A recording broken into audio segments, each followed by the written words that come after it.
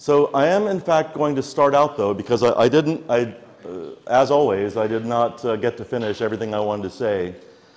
Was it yesterday? God, I'm really already losing track of time. It was yesterday. Yeah, so I didn't get to say everything I wanted to say about some of the epistemological issues. So I'm going to spend, I hope maybe 10 or 15 minutes, 20 minutes, finishing up some of the things about the more general epistemology issues. Then we'll jump into probabilistic reasoning in cosmology. Don't get too scared by this, because some of the things are really quite technical and involved, but I'm not going to go through them in any detail, and some I'll just skip over entirely and just give you a kind of summary.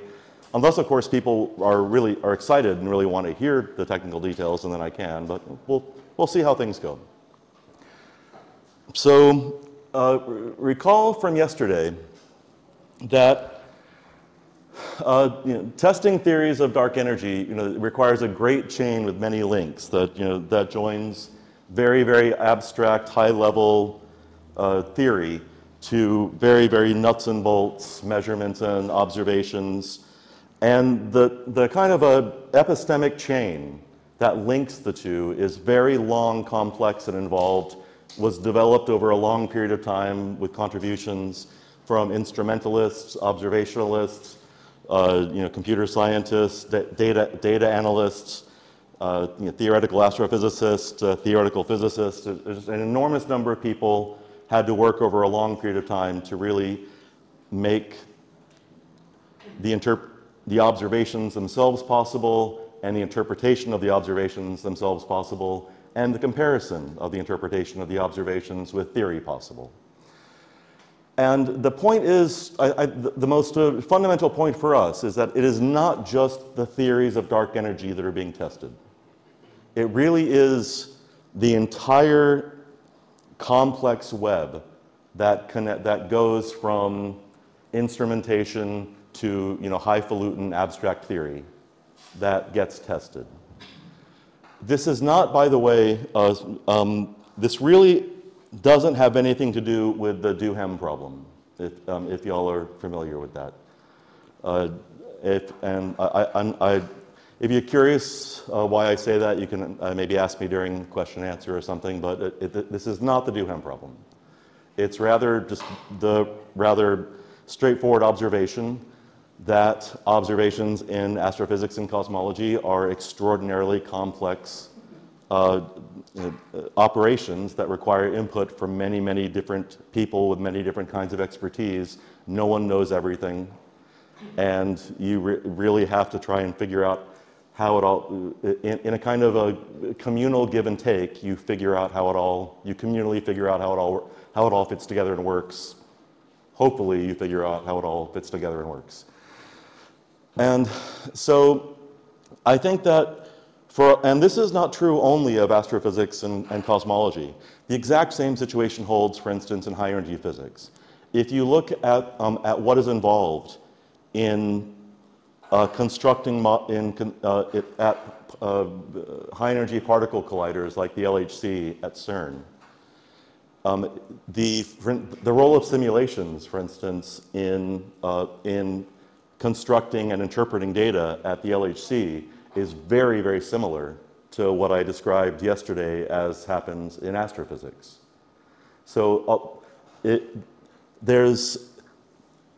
and if you think also about the kind of causal distance, so to speak, how long the causal chain is between the system being studied and the data that we get, I think it is not just arguable, but really very strongly plausible that the distance from studying the quark structure of a proton by deep and elastic parton scattering is at least as causally distant from us as studying supernova, that are 100 kiloparsecs away.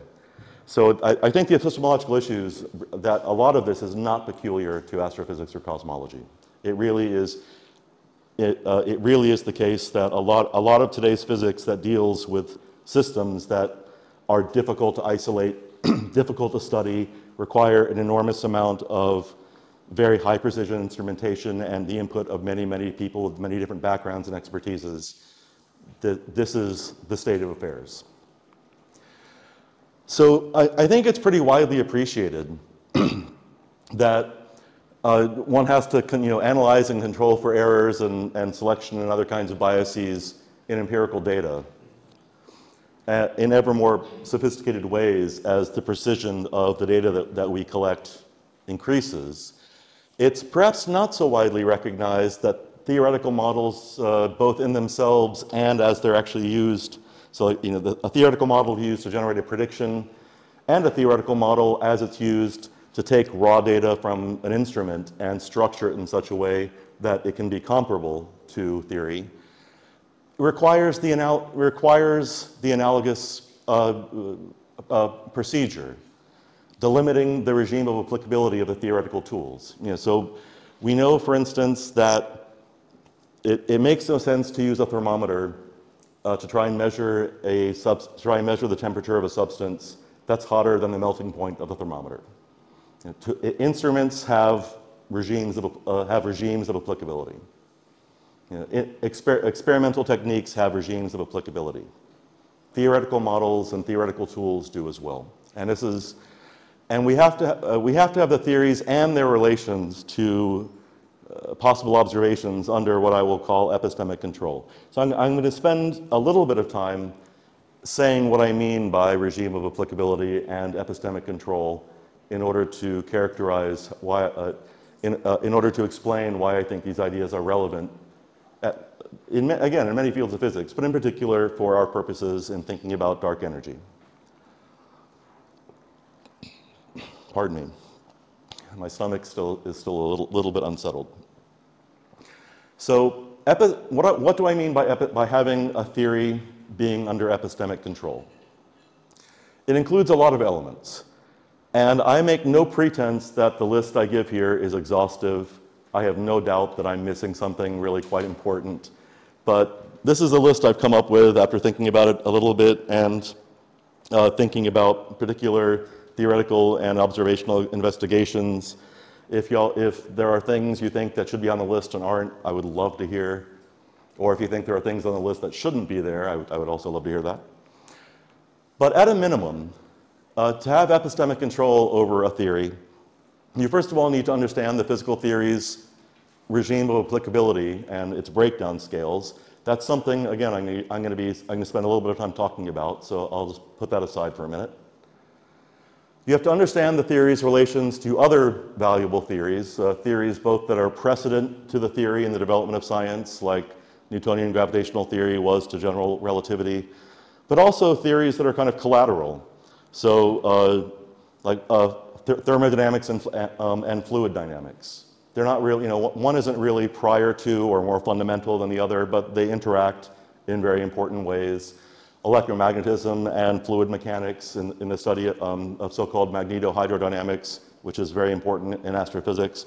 You have to understand the theory's relations to other valuable and relevant theories, both not just by how one might incorporate the other or how one might approximate the other, but much, even at least as important, you have to understand what the relationship between the concepts are. What's the relationship of, for instance, the concept of inertial mass in Newtonian gravity to the concept of inertial mass in general relativity? What's the relationship between the notion of heat flux in ordinary fluid? What's the relationship, between heat flux in magnetohydrodynamics to heat flux in condensed matter theory? These are things that you have to understand if you're going to use these theories to model systems that are so complex that they require input from several independent theories. You have to understand what will and will not count as evidence in favor and against theoretical claims, and that's highly non-trivial. And that one sentence hides an enormous number of philosophical and physical sins. I could teach a whole, in fact, I did teach a whole course on that one sentence. So let's just leave it there, though. You have to understand the asymptotics of physically important quantities and dynamics. So, for instance, what Julius was talking about with the cosmic no-hair theorems. What are the asymptotics of space-time evolution in the presence of a positive cosmological constant? You have to understand, and this is really important, what approximations and idealizations are justified and why. Physicists very often blithely talk about perturbative expansions. Let's linearize around this quantity. And more often than not, they're probably completely justified in not being very, very careful about it. But every once in a while, it turns out that certain kinds of, say, approximative techniques or perturbative techniques that work incredibly well in one context fail miserably, give you just radically physically wrong answers in other contexts. You really have to know what it is. To some degree, physics is the art of knowing what you can safely ignore. And in order to understand what you can safely ignore in your approximations and idealizations takes a great deal of physical insight and knowledge and understanding. You have to understand the conditions under which we do and do not need to have explicit schematizations or representations of the observer, of experiments. A lot of the way a lot of philosophers talk, you can get the impression, because this actually is what they seem to believe, that you can understand the empirical content of a theory without ever talking about how to represent experiments in the context of the theory. I think that's nonsense. If you don't know how to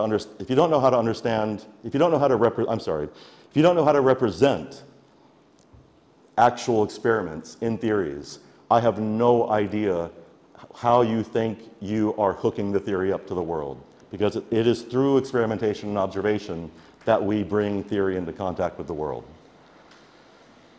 And finally, you have to understand as well, for lack of a better word, what kinds of physicalities different parts of the theory's formalism and structures all respectively can have and when. So, if you're thinking about in general relativity, how a Lorentzian four manifold represents a possible space-time, well, if the space-time has a killing field, if it has a metric symmetry, that's surely a very important, physically significant part of the space-time structure. But it's going to be physical, like what the physical significance is surely going to be quite different from the Maxwell field that lives in the space-time. And the way that that's physical will be really quite different from, say, the 3 metric that you put on an initial data surface. They all play physically very, very different roles, and you have to understand what the physical meaning of these formalisms are. And the traditional philosophical idea that all I need to know is, Quine's, idea that all I have to know are the ranges of the bound quantified variables, and that tells me everything I know about the theory. That's just bullshit. I mean, yeah, you can quantify over killing fields and quantify over Maxwell fields, but that really tells you absolutely nothing about the profound difference in physical meaning of those two structures. And the fact that you quantify over some bound variables is like the single least important fact in trying to understand what that physical meaning is. I care about this a lot, by the way, if you couldn't tell. So it is characteristic of appropriately unified kinds of physical systems treated by a single theory that there exists a set of scales at each of which all theoretical quantities simultaneously lose definition. Every theory, insofar as it treats an appropriately unified kind of physical system, not only has a regime of applicability, conditions under which the systems that the theory purports to treat actually does give appropriate and adequate representations and models of it. It has quite remarkably a single unified one, bounded on all sides by scales characterized by the values of different combinations of its quantities. I think a very well-known kind of instance of this is take Navier-Stokes theory, which is the theory of classical viscoelastic thermoconductive fluids, so water, air. The definitions of pressure, fluid flow, viscosity, all the quantities, physical quantities that Navier-Stokes attributes to the fluids that it treats, they all break down at spatial and temporal scales that are just a few orders of magnitude greater than the mean free path and the mean free time of the constituent molecules of the fluid. If I try and define the temperature of a Navier-Stokes fluid on a scale comparable to the mean free path of the molecules, it makes no sense, because in order to define temperature, I have to be able to take statistically meaningful averages over a large enough number of molecules so that statistical irregularities wash out. So the very idea of the quantity pressure, of the quantity fluid flow, of the quantity temperature only makes sense above certain spatial and temporal scales. But it's not just spatial and temporal scales that define when and how a theory breaks down in its capacity for meaningfully treating kinds of physical systems. So for Navier-Stokes again,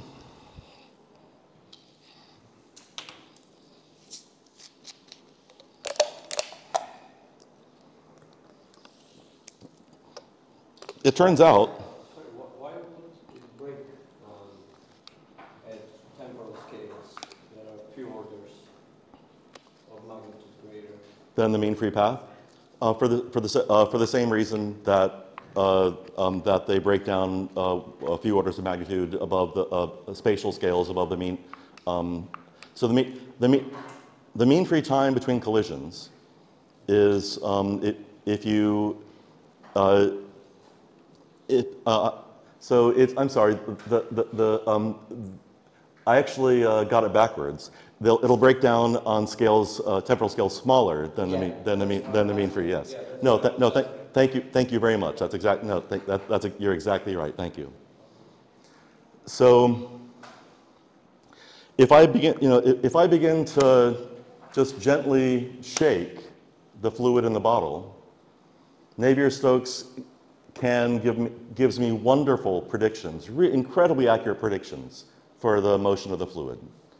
If I begin to shake it a little bit more, and the flow isn't yet really turbulent, but it's becoming kind of complex, Navier-Stokes actually breaks down in its predictive accuracy very, very quickly.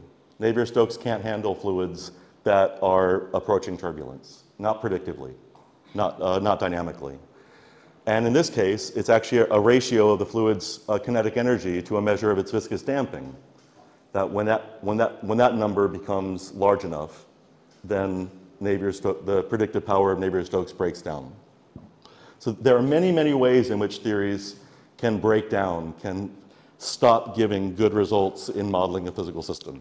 It's a Reynolds number, I think. That's right. Well, the Reynolds number is one of those measures. There are a zillion of them. Like everyone and their mother has one of these numbers named after them. So, but Reynolds number is one of the most common ones that's used. And in fact, this seems to me to be one of the markers of an appropriately unified physical theory that treats an appropriately kind of a unified kind of physical system. The existence of a set of characteristic scales for its physical quantities, at each of which all the theory's physical quantities simultaneously lose definition. Places, so to speak, where all the theory's physical quantities, where all the kinematically and dynamically relevant structures of the theory break down all at once. And in the sense that the theory becomes inadequate for an appropriate treatment of the kind of system at issue. I think it's a really remarkable fact that philosophers have not paid enough attention to, that theories kind of break down all at once this way. There's no reason I can think of that this happens, but for all theories I know of, this is how theories break down. I would love to understand that. And again, although, as I mentioned before, we kind of naively tend to think of spatial or temporal or energetic scales as being the ones that measure, that demarcate the breakdown of theories. Any physical quantity associated with a theory can give a breakdown scale. Any combination of quantities associated with a theory can give a breakdown scale. You know, velocity provides a breakdown scale for Newtonian mechanics. As you approach the speed of light, you have to use special relativity. Acceleration and scalar curvature provide different breakdown scales for various theories of gravity, such as GR. And no breakdown scale, moreover, can be a single number holding for all systems the theory treats. Because, you know, again, for Navier-Stokes theory in fluids, well, Navier-Stokes treats water, it treats gaseous nitrogen, it treats almost every ordinary fluid that's not too viscous, almost every ordinary gas that's not too polyatomic. They all have different they all have different values for the mean free path of their constituent molecules. They all have different values for the Reynolds number when the Reynolds number becomes too high. So you always have to, if you want to know the breakdown scale of a theory, you always have to really study all the kinds of systems the theory treats. And it is often not a bound on a single quantity, such as a value of energy or a value of spatial length, as I was saying, but it's often combinations of quantities. You know, so classical Maxwell theory breaks down when the ratio of the field's amplitude to h bar, when the ratio of the field's amplitude to its frequency approaches h bar. And nor is it ever the case that there is a single characteristic scale for each theory. Just again, to recapitulate some of the things I already mentioned and add a few new ones. Navier-Stokes theory breaks down when various measures of flow complexity indicate the fluid is approaching turbulence. There's not a single unique measure of turbulence. When the fluid is too viscous, if you're trying to make measurements over time scales comparable to equilibration time after a sharp disturbance, when temperatures become large enough that heat loss due to emission of blackbody radiation becomes non-negligible, if the ambient electromagnetic field, you know, in the area, it becomes strong enough that the constituent molecules begin to ionize, and on and on and on. Theories break down in all kinds of ways, for all kinds of reasons. And it shows, moreover, that sometimes a breakdown scale is determined by physical quantities that one can't even represent in the theory, like the Maxwell field for Navier-Stokes theory. You have to have a lot of knowledge about the environment and how the system does or does not appreciably interact in the environment very often to understand how and when the theory breaks down. And sometimes it's not even the behavior of quantities in particular, so to speak, that tell you when a theory breaks down. Sometimes approximations used to construct models of particular behavior, like surface waves in fluid dynamics, have characteristic breakdown scales that differ from those of the material in which the phenomena manifest. So you can actually give a quite general treatment of when a surface wave approximation will break down almost completely independently, not quite, but very largely independently of the material properties of the fluid that you're considering.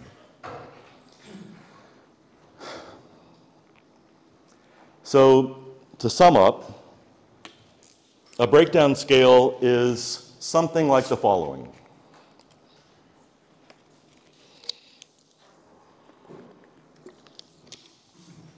It's a measure of, or a function of, or a relation among quantities such that when the joint state of the system and its environment imply that the values of some of the system's quantities do not satisfy the measure, function, or relation, then the theory can no longer provide good models of the system.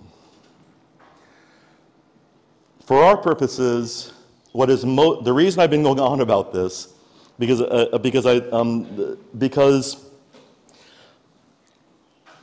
breakdown scales can never be determined by analysis of the formalism and theoretical machinery of the theory alone.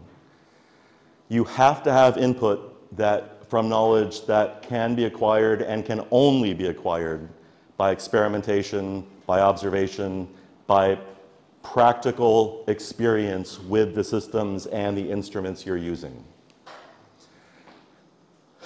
And it's the necessity of this kind of practical experience with the systems that you want the theory to treat, that when that is lacking, you are lacking an extremely large and important component of knowledge about the theory and about the systems the theory is supposed to treat. So I'll say a little bit more about this. So what does it mean to say that the theory cannot provide good models of systems outside its breakdown scales? Well, one of the most important markers of this is that the quantities that the theory attributes to the system, as I remarked earlier, lose unambiguous definition with respect to the theory's resources for modeling them. Let's say that, again, I want to try and construct thermometers that will measure the temperature of Navier-Stokes fluids a couple of orders of magnitude larger than the mean free path of the molecules.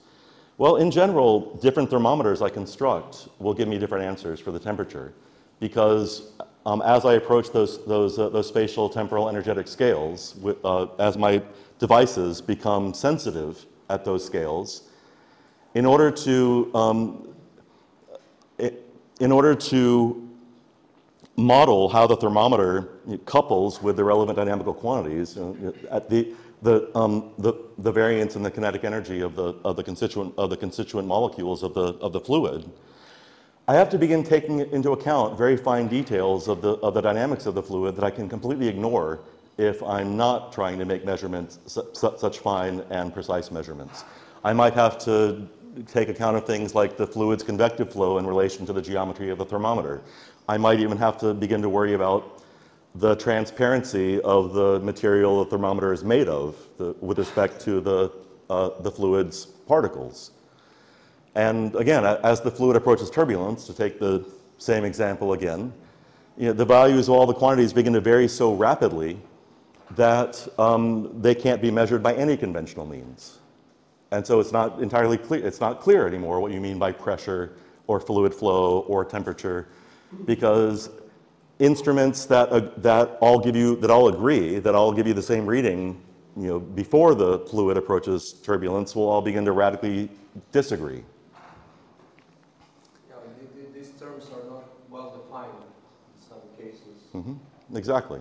If we have one molecule in a box, it's very hard to define the viscosity of one molecule. Without knowledge of a theory's regime of applicability, that collection of systems that lie within its breakdown scales, and in particular when a given system of interest lies in the scope of a theory's regime of applicability, we have no grounds whatsoever for trusting what the theory purports to say about the system at issue. If we don't know, so we have a theory, we have a system that it seems like the theory should treat, but we don't know the breakdown scales. We don't know the regime of applicability. We have no way of knowing, that is to say, whether the system is in a state such that and is interacting with its environment in ways such that the theory is appropriately applied to it. But it is exactly such knowledge that we lack for all theories and accounts of models for dark energy. We have no idea what their respective regimes of applicability are because we have no direct experimental or observational knowledge of their postulated constituents. So the study of dark energy is in an epistemologically very difficult state for that reason. I'll say a few things about representation, which is quite fortuitous because Vera and Enzo and I had a nice conversation about it over lunch. I didn't plan it that way, it just happened. And I'll, as always, give you a nice quote just to get the juices flowing. One of my favorite early 20th century American poets, William Carlos Williams. The vague accuracy of events dancing two by two with language which they forever surpass. I think it's pretty much sums up everything I feel about the relationship between formalism, theory formalism, and the world. So in philosophy of science these days, actually for quite a long time, there's a kind of standard view about representation. How is it that the mathematics of a theory represents stuff in the world? And for lack of better terms, I think it's actually not too gross and not too grossly inaccurate, and actually somewhat useful to characterize the standard philosophical senses of representation as being designative, like a Tarskian relation of designation in the semantic view of theories, or depictive, as in a possible world semantics. The possible world gives you a picture of, of what the world is like, the real world. Or what I call verisimilus, that there's existence of some kind of homomorphism or similarity between the structures of the theory and the structures in the world. The motto is always, meaning is fixed by ontology. And that's true even for instrumentalists and empiricists like Carnap and von Frossen. They're not realist about the ontology of their semantics, but it nonetheless is the formal ontology of the semantics that gives the theoretical terms their meaning. And there's a very natural accompaniment to this view of representation, which in fact is adhered to by almost everyone I know in philosophy who believes in Hughes 2, one of these standard pictures of representation. Empirical content accrues to the mathematical formalism of a theory largely, if not entirely, by virtue of this kind of representation. Any physical significance the mathematics has derives from it. If I want to know what the physical significance of a theoretical structure, of a bit of structure in my theory is, how do I figure that out? I look to the ontology and how that structure latches onto the ontology. And this, in fact, is what lies behind von Frossen's infamous now formulation of scientific realism from his 1980 book, Scientific Image, which has been so powerfully influential in philosophy of science since then. Science aims to give us in its theories a literally true story of what the world is like, and acceptance of a scientific theory involves the belief that it is true. This is the correct statement of scientific realism. A theory tells us what the world would be like if the theory were true. Well, the entire discussion of breakdown scales and regimes of adequacy, I think, shows that it gives very strong arguments and reasons to doubt the standard picture of representation and how theoretical structures acquire empirical content. Because in fact, we use theories to model systems and to model them very well, i.e. fruitfully, in a way that teaches us much about the systems and also displays our conceptual mastery, our epistemic control of the theories and their behavior, even when the systems are in states such that the models are in no way predictively accurate. But if the theory is not predictively accurate of a system, there can be no question of any of the kinds of standard representational relations holding. You can't have a designative or depictive or very similar relation of representation if your theory is not predictively accurate of the system, dynamically predictively accurate. But it is the case, nonetheless, and this is a fact that is not, I think, appreciated enough by philosophers, that physicists use theories to study systems even when the systems are in such a state and manifesting behavior that the theory's dynamical equations can't predictively handle. So again, to take the Navier-Stokes fluid case again, as I begin to gently shake the bottle, Navier-Stokes gives me really, really good dynamically predictive descriptions of the fluid. But as I begin to shake it a little more and a little more violently and it begins to approach turbulence, there's actually a regime where the dynamical equations of Navier-Stokes breaks down. The dynamical equations, the predictions I get from the dynamical equations become just wildly inaccurate. But there's a lot more to the theory than the dynamical equations. Other parts of the theory, very, very important parts of the theory, what, for lack of a better term, I call the kinematical relations or the kinematical constraints, still are satisfied by the system. So for Navier-Stokes, some of the kinematical constraints are that the shear stress tensor is symmetric, that heat flux is independent of the pressure gradient, that particle number is conserved, and so on.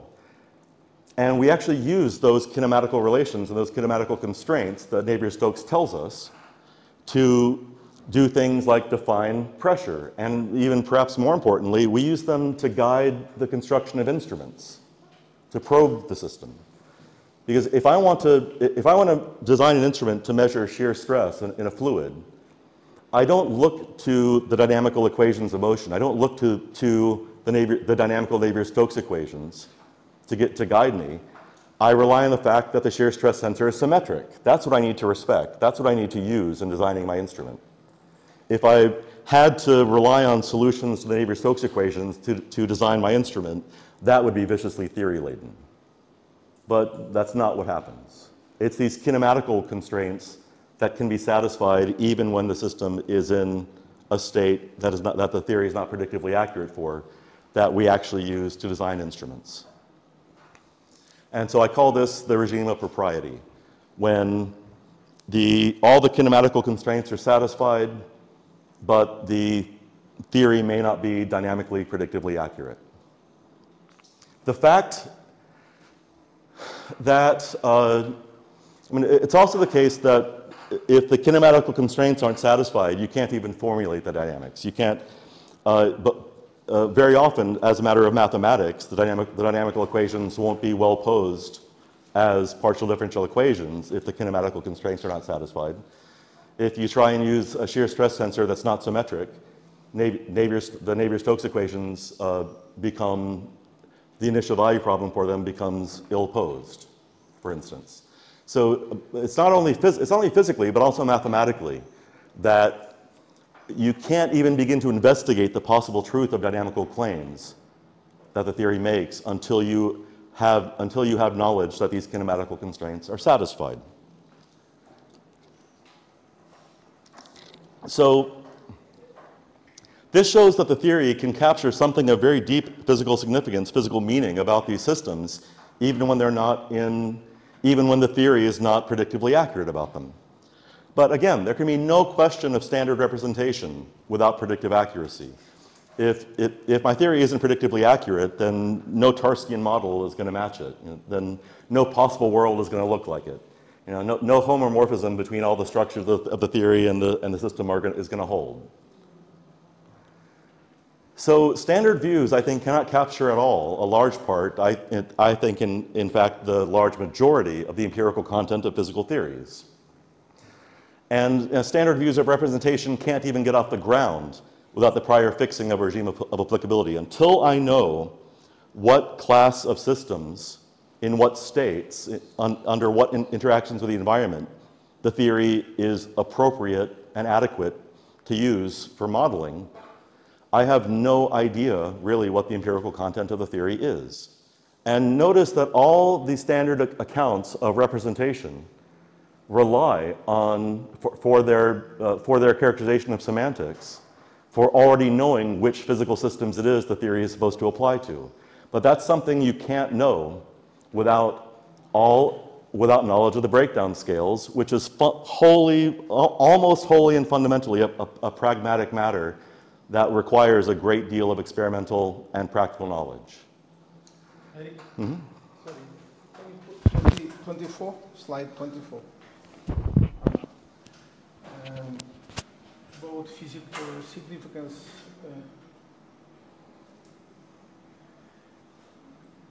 You put somewhere physical about physical systems, physicality. Mm-hmm. I'm asking just because you're making such a wide framework. Yes, not only for physical theories, I mean for scientific biology, sociology, and so these can be. No, that's an excellent. This word can be removed by the real that's reality, not physicality, but reality. That's an excellent point. I mean, I don't know very much about biology or about sociology or these other sciences, so I'm very hesitant to make claims about them.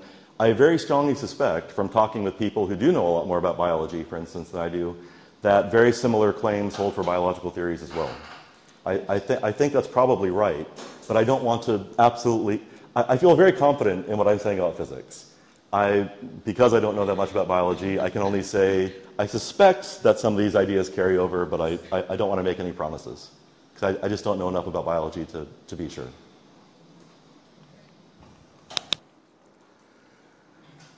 So, without knowledge of the theory's regimes, the propriety of adequacy of applicability, we have no epistemic control over the theory at all. And this leads us to, of course, I've gone on for much longer than I intended, God damn it. I think I will very briefly talk about confirmation, and then we can take a break. So, one of the problems with traditional confirmation theory, and this is a prejudice that we've largely inherited from Popper, but not only, is that any discrepancy between theory and observation is viewed as a disconfirmation. But that's just wrong. It's deeply wrong from an epistemological standpoint. Very often, a discrepancy between theory and observation rather serves to demarcate the regime of applicability of a theory. It's incredibly important information. So far from disconfirming the theory, I'm discovering where the theory works and where it doesn't, not just that it doesn't work.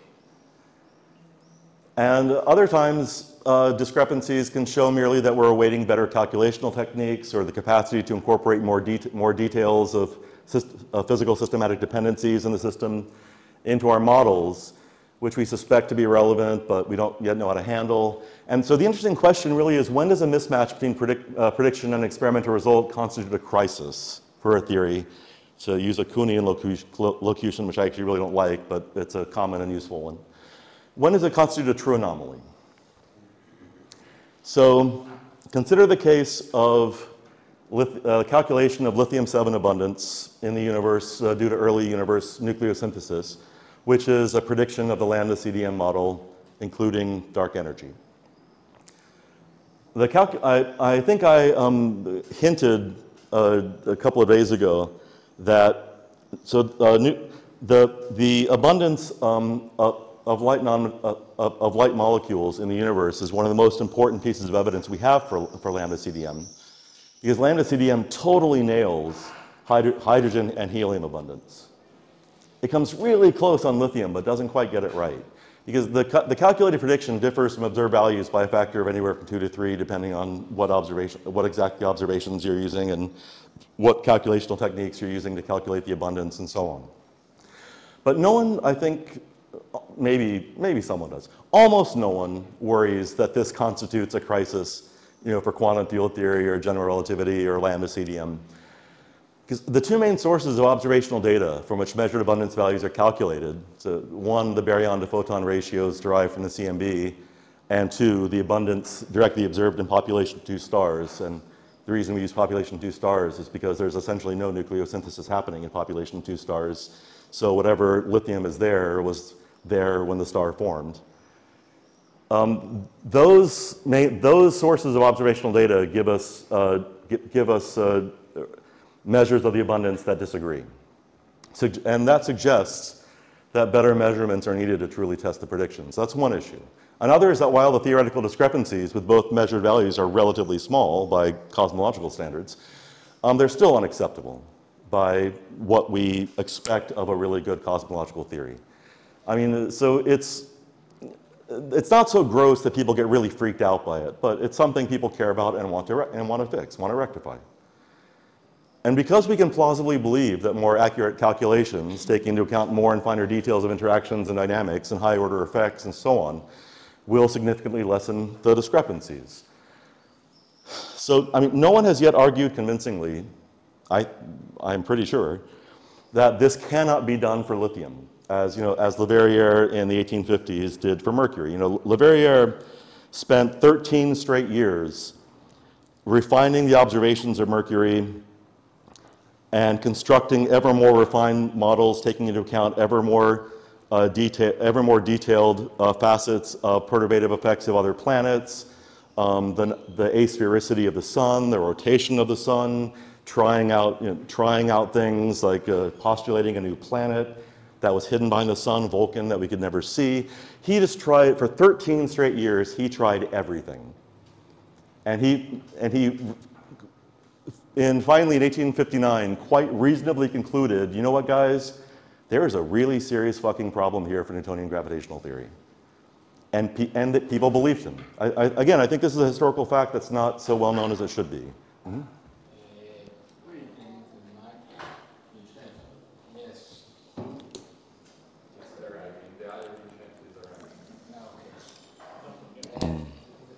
This sentence, okay, great. This sentence is not completely correct, indeed. Okay.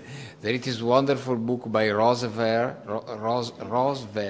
about this anomaly, and there will be explanation, a bit ad hoc, with this zodiacal powder around the sun that make a certain kind of gravitational effect, and was quite accepted among astronomers, not among physicists.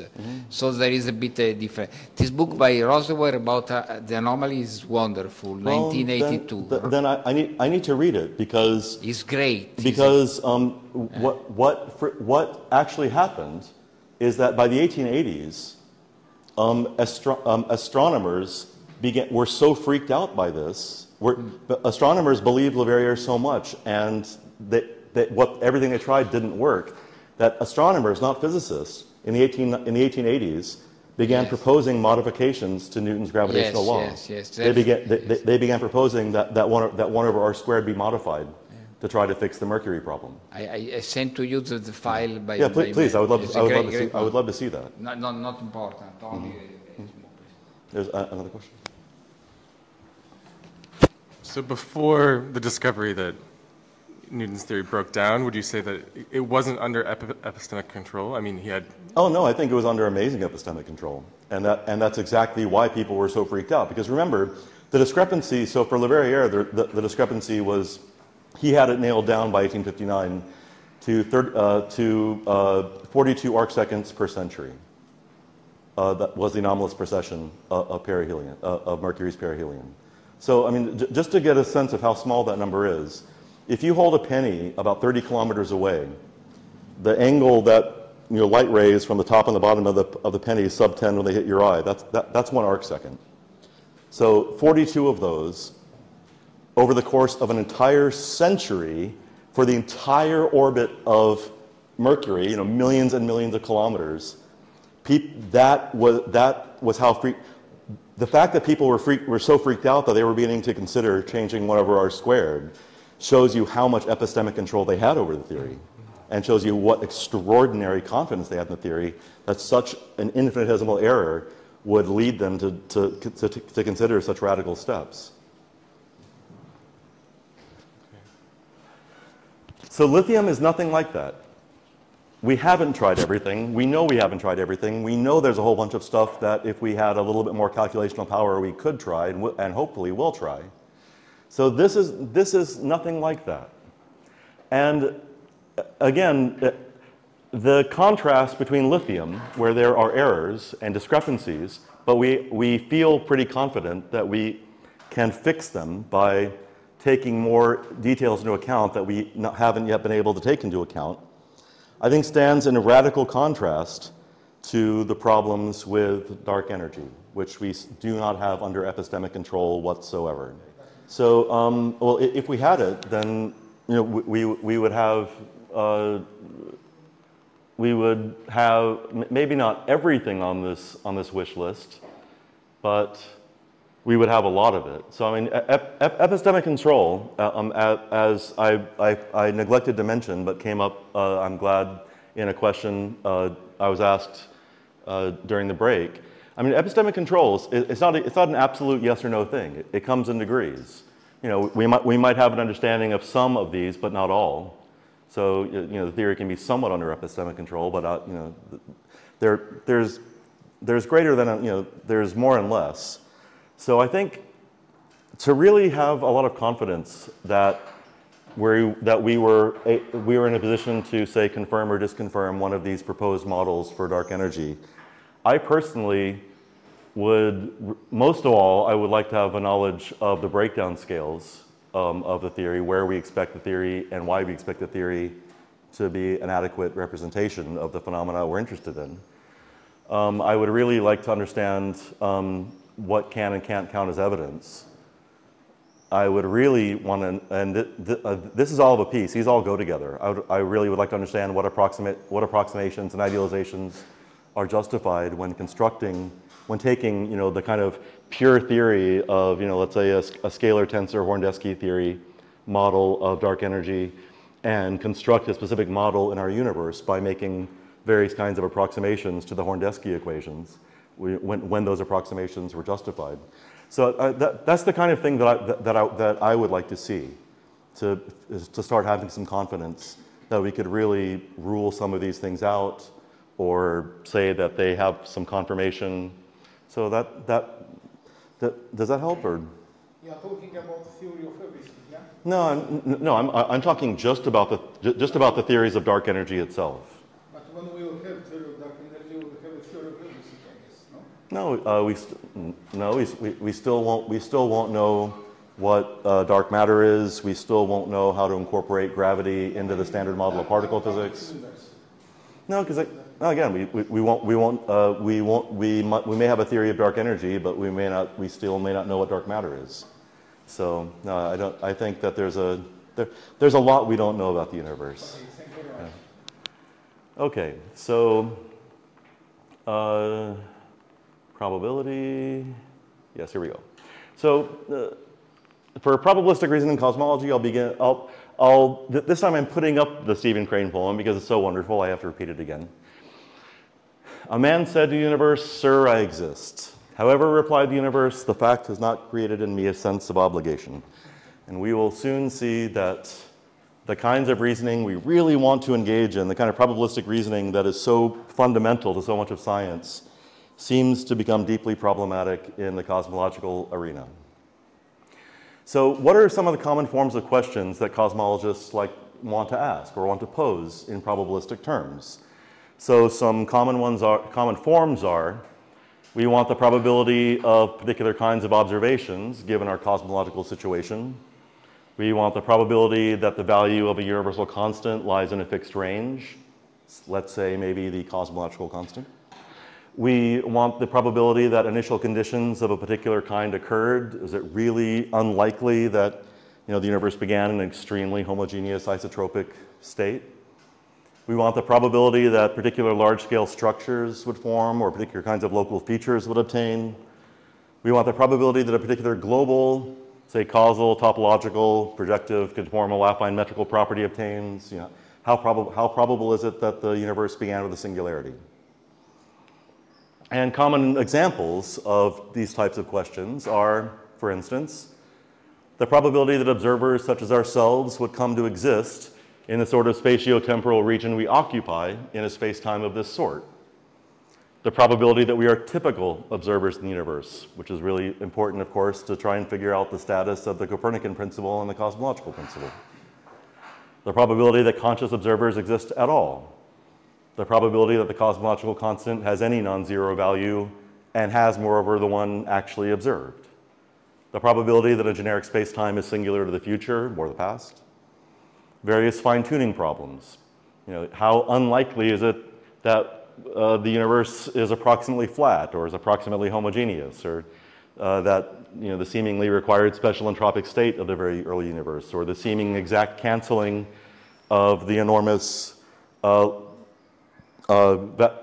zero-point vacuum energy by the pure Einstein lambda that I discussed yesterday. And the common ways that cosmologists try to make these questions precise is, so recall, first of all, I guess I now realize I should have actually said a little bit about probability, but I was assuming that people more or less had a basic grip on it.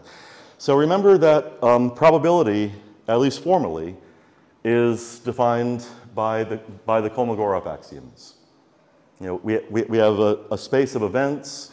We have an algebraic structure on that space. Technically, it's a sigma algebra.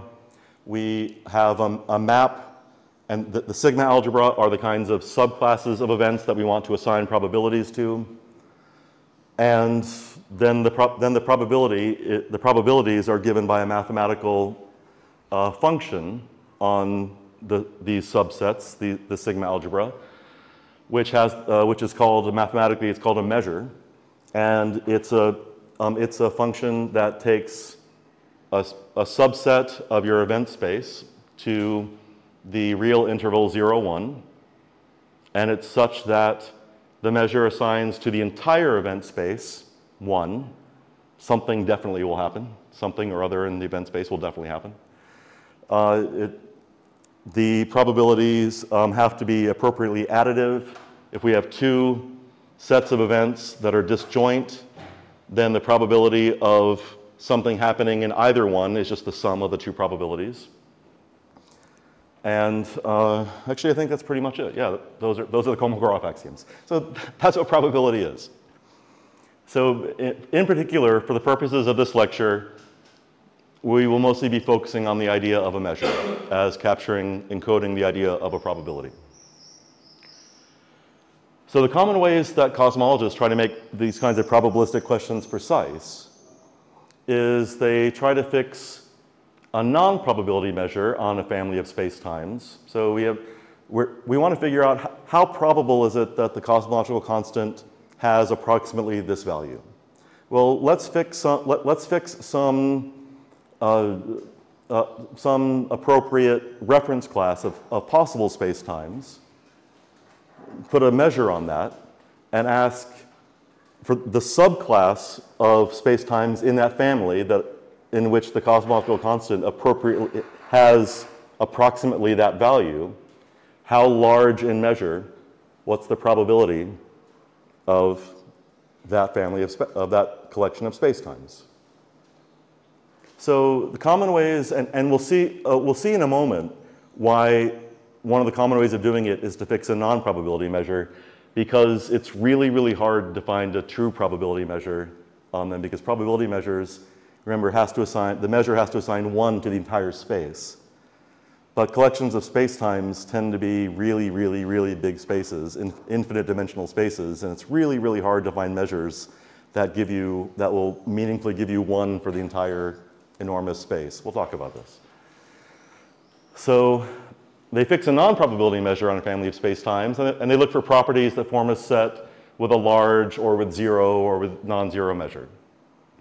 Or they'll fix a topology on the family of spacetimes, and they'll look for properties that form, say, an open dense set or a nowhere dense set. And if the spacetime falls in one of the open dense sets, then it's really likely. And if it's in one of the nowhere dense sets, it's really unlikely.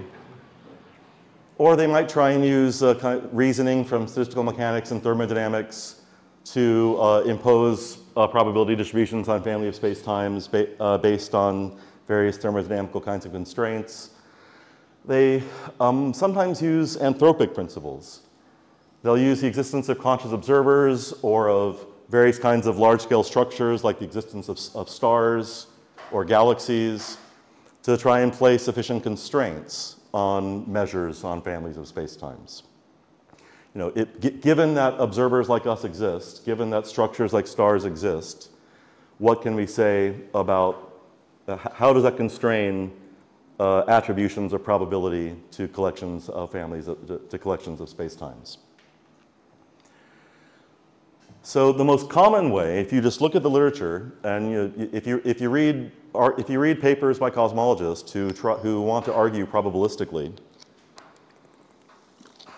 far and away the most common thing they do is captured by the following scheme.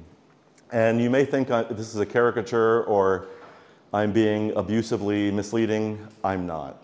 This is really what they do.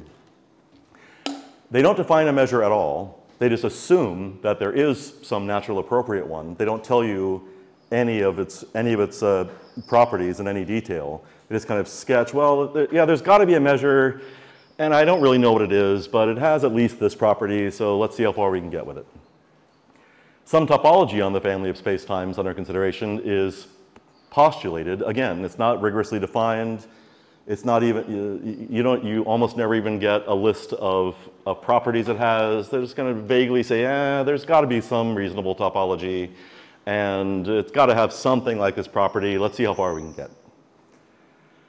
So, hands are waved at vague notions of properties in the family of spacetimes forming open or nowhere dense sets.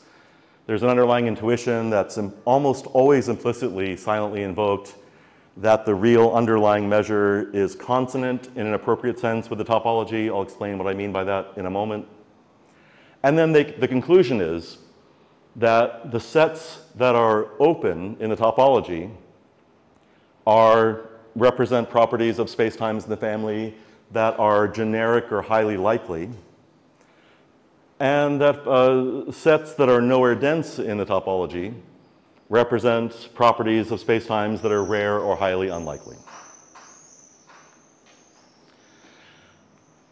But one is generally also concerned about the stability of these conclusions under small perturbations, because we only have finite numbers of observations we make, and they have finite limited precision. So we want to make sure that if we're getting the observational data a little bit wrong, we're not going to wildly screw up our conclusions. And this is where the confidence of the measure and the topology comes in, which I will say a little bit more, I'll explain in more detail in a moment. So the kinds of problems that now arise are, what is the meaning of probability when there's only one type of physical system, when there's only one physical system of the type at issue to observe, there's only one universe? What is the justification for attributions of probability? What kinds of evidence can we use for attributions of probability when there are no frequencies? You don't have to be a frequentist about probability. You don't have to think that probabilities are frequencies in order to recognize that, just as a matter of brute epistemic fact, frequencies are almost always the best evidence we have for probabilities. If you don't have frequencies, it's really hard to have evidence for what the probabilities are. Then one has to isolate and clarify and justify various assumptions one has to make in order to apply probabilistic reasoning. We'll see some examples. One has to figure out what the physical significance and meaning of these measures and topologies are. They have to, in order for these measures and topologies to give us, on families of spacetimes, to give us probabilistic claims that are going to be physically meaningful, we have to have some confidence that the measures and topologies we're defining are capturing something of physical significance about the systems that we're defining the structures on. And finally, and this is what's going to be of most interest for us for the rest of the lecture, we have to figure out what the relationship is between the topological and the measure theoretic concepts and methods, especially in the infinite dimensional case, because families of spacetimes tend to be infinite dimensional spaces. So let's talk about the relationship between topology and measure and probabilistic reasoning somewhat generally.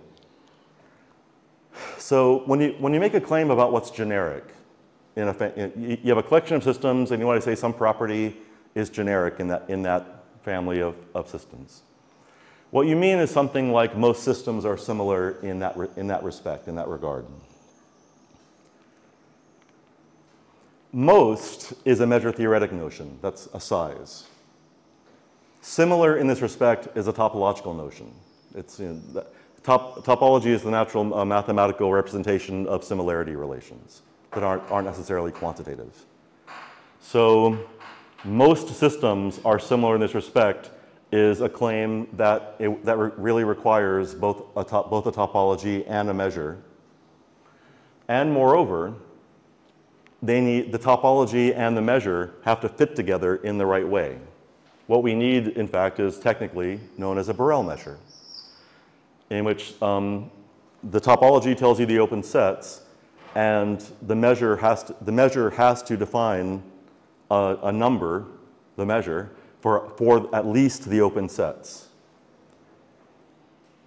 And so that the idea that something is large if the set is topologically open and dense, and the set is small if it's nowhere dense. That's some technical complication we don't need to worry about. But we also almost always, not always, but almost always want to make sure that our results, our conclusions are stable in an appropriate sense.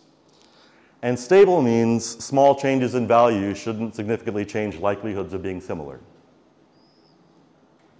But small changes in value is an algebraic notion. If I very slightly, change the values of quantities, if I add a little epsilon to them, or I multiply them by 1 plus epsilon or something like that, then things shouldn't change so much. So this black square is my very sophisticated and detailed representation of a collection of spacetimes. The little black wiggly, closed curve represents, let's say, an open set with some definite measure. We want it to be the case that if we slightly perturb that family of spacetimes, if we add epsilon to the value of some parameter on all the spacetimes, that is going to graphically represented by kind of shoving the whole set to the right by a little bit to this new, by these red arrows, this new purple value. It should be the case that what we get is still an open set, and moreover, what we get is more or less roughly the same size as the first set. If that's not true, because all of our observations and measurements are always finite precision and limited, we can't have confidence that our conclusions are physically reasonable, because it might be the case that we perform our calculations and say, the family of spacetimes that has this property is, it has this measure, measure 5. Well, I guess if we're doing probability, let's say measure 1/2. But very, very, very slightly different values for one parameter gives me a family of spacetimes that has measure only 0.00001.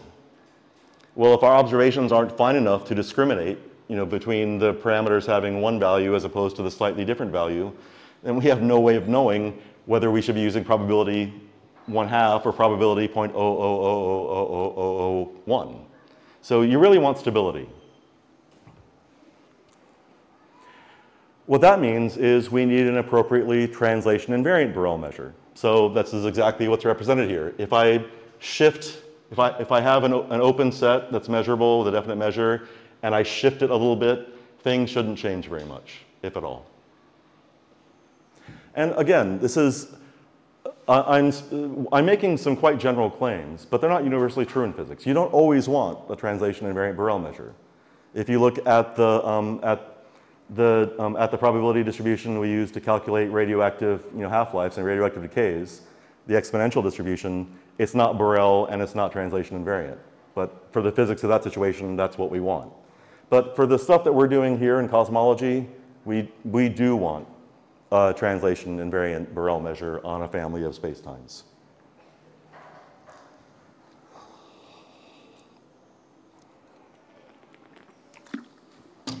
Okay.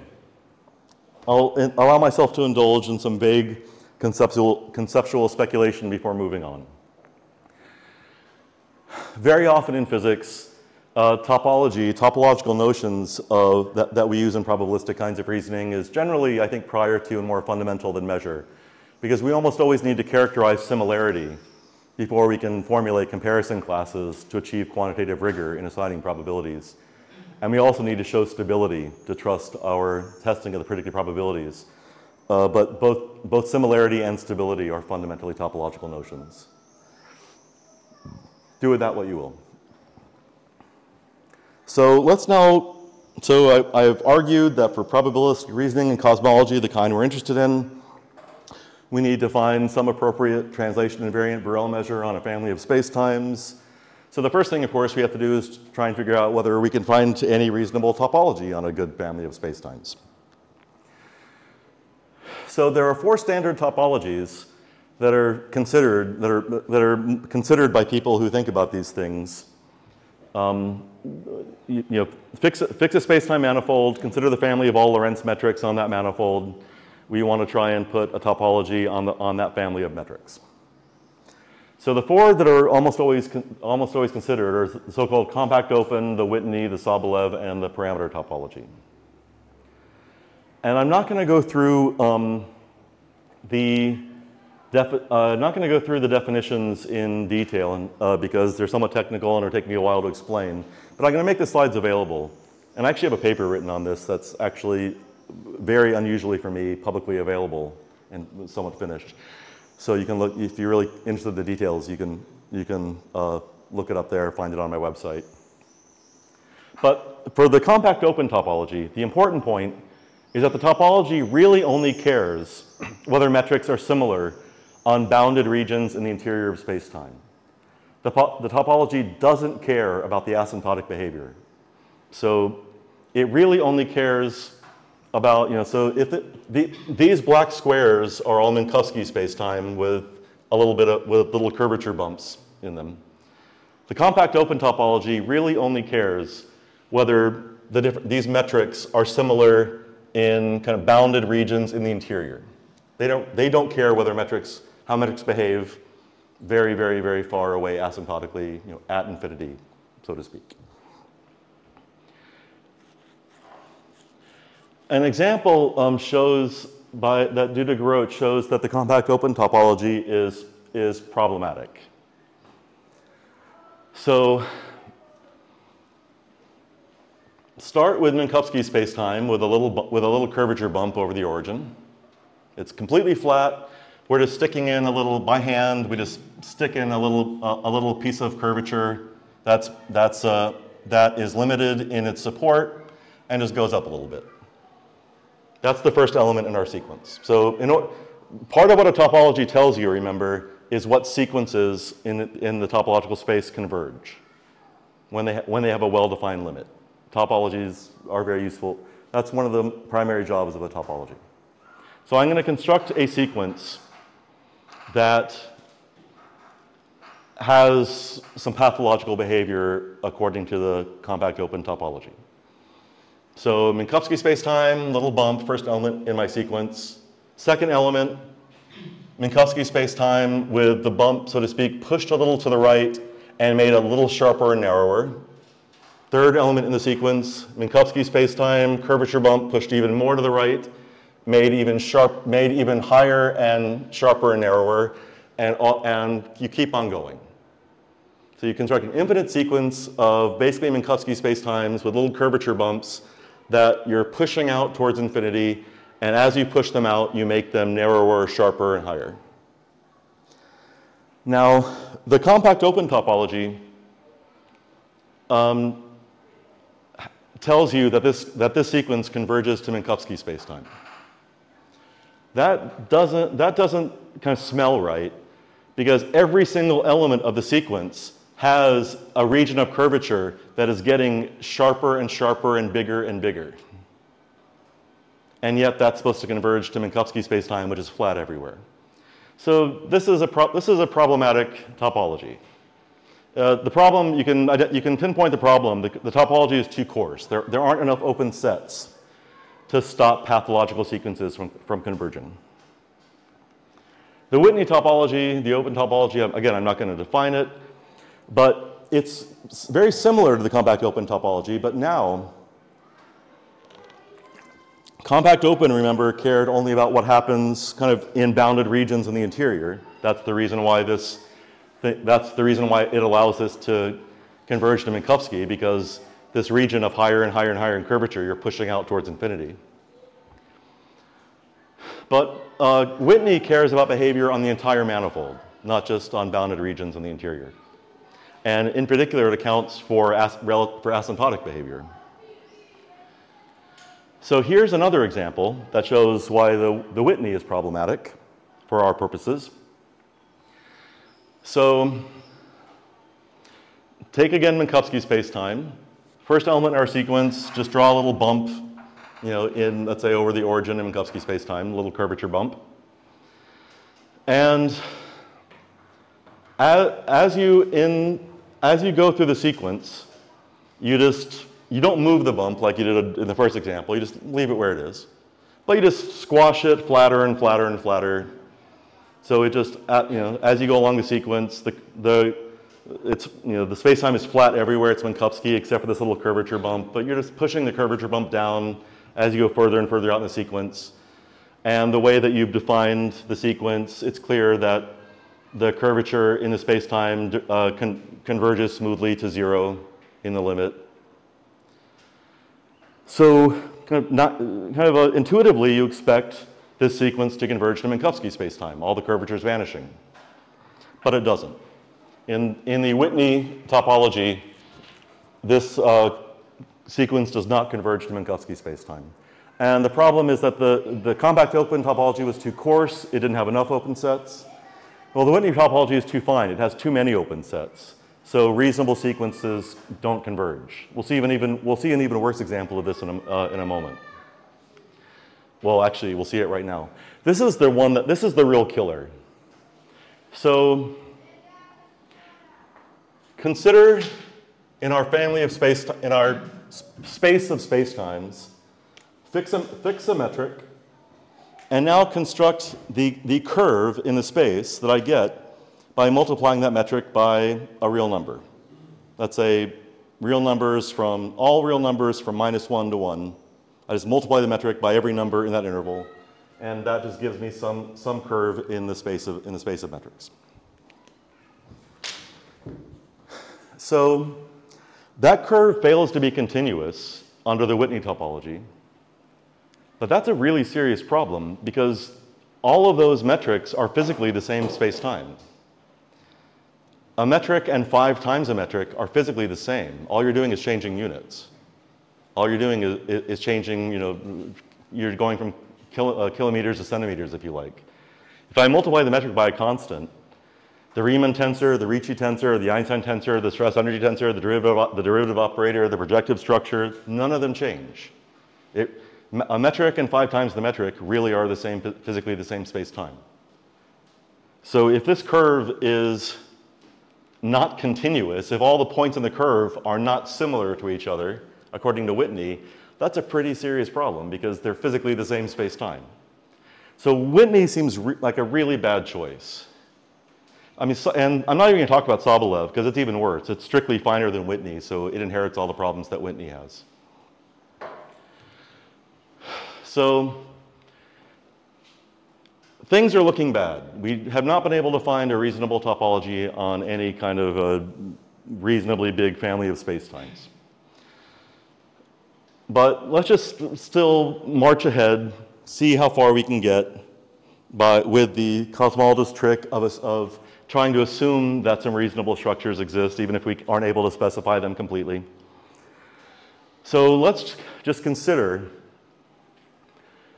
in some generality, how things stand with trying to define Borel measures on infinite dimensional spaces in the abstract. Because that's, again, what as topological spaces, collections of spacetimes tend to be infinite dimensional spaces. So if we're in Rn, the situation is very nice. There's a natural topology, just the one given, by the distance function on the real numbers. That gives us the Borel sets. It gives us the sigma algebra. We have a well-defined notion of translation. It's just adding vectors, adding real numbers. Turns out we have a unique Borel measure that is incredibly well-behaved and elegant and tractable and easy to use and very widely applicable in physics, the Lebesgue measure, which you can characterize as the unique, complete translation invariant Borel measure on the reals. And it has the very nice property that it's locally finite. So every point in Rn has a neighborhood with finite measure, and it's strictly positive. Every non-empty open set has a positive measure. So we would like to have something like this for our family of spacetimes for probabilistic reasoning.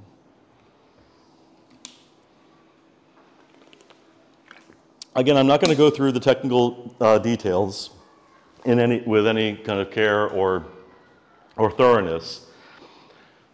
What really matters is that collections of spacetimes tend to have the mathematical structure of what's known as a Fréchet manifold, an infinite dimensional Fréchet manifold. And all you really need to know about them for our purposes is that an infinite dimensional Fréchet manifold is a really big nonlinear space in which you can still talk about derivatives. That's the important take-home message here. Infinite dimensional Fréchet manifold, a really big nonlinear space, I can take derivatives. Now it's a well-known theorem going back like at least 70 or 80 years that the only locally finite translation invariant Borel measure on an infinite dimensional separable Fréchet space, so I should say that a Fréchet space is a linear space. It's a vector space. It has a linear structure. The Fréchet manifold is a differential manifold that's modeled on a Fréchet space, and so it doesn't have a linear, locally it has a kind of linear structure, but it doesn't have a global linear structure. So if we're restricting ourselves to Fréchet spaces, which are linear, truly linear spaces, they're vector spaces, it's well known that the only locally finite translation invariant Borel measure is the trivial one, the one that assigns measure 0 to every single measurable set. Not a very useful measure.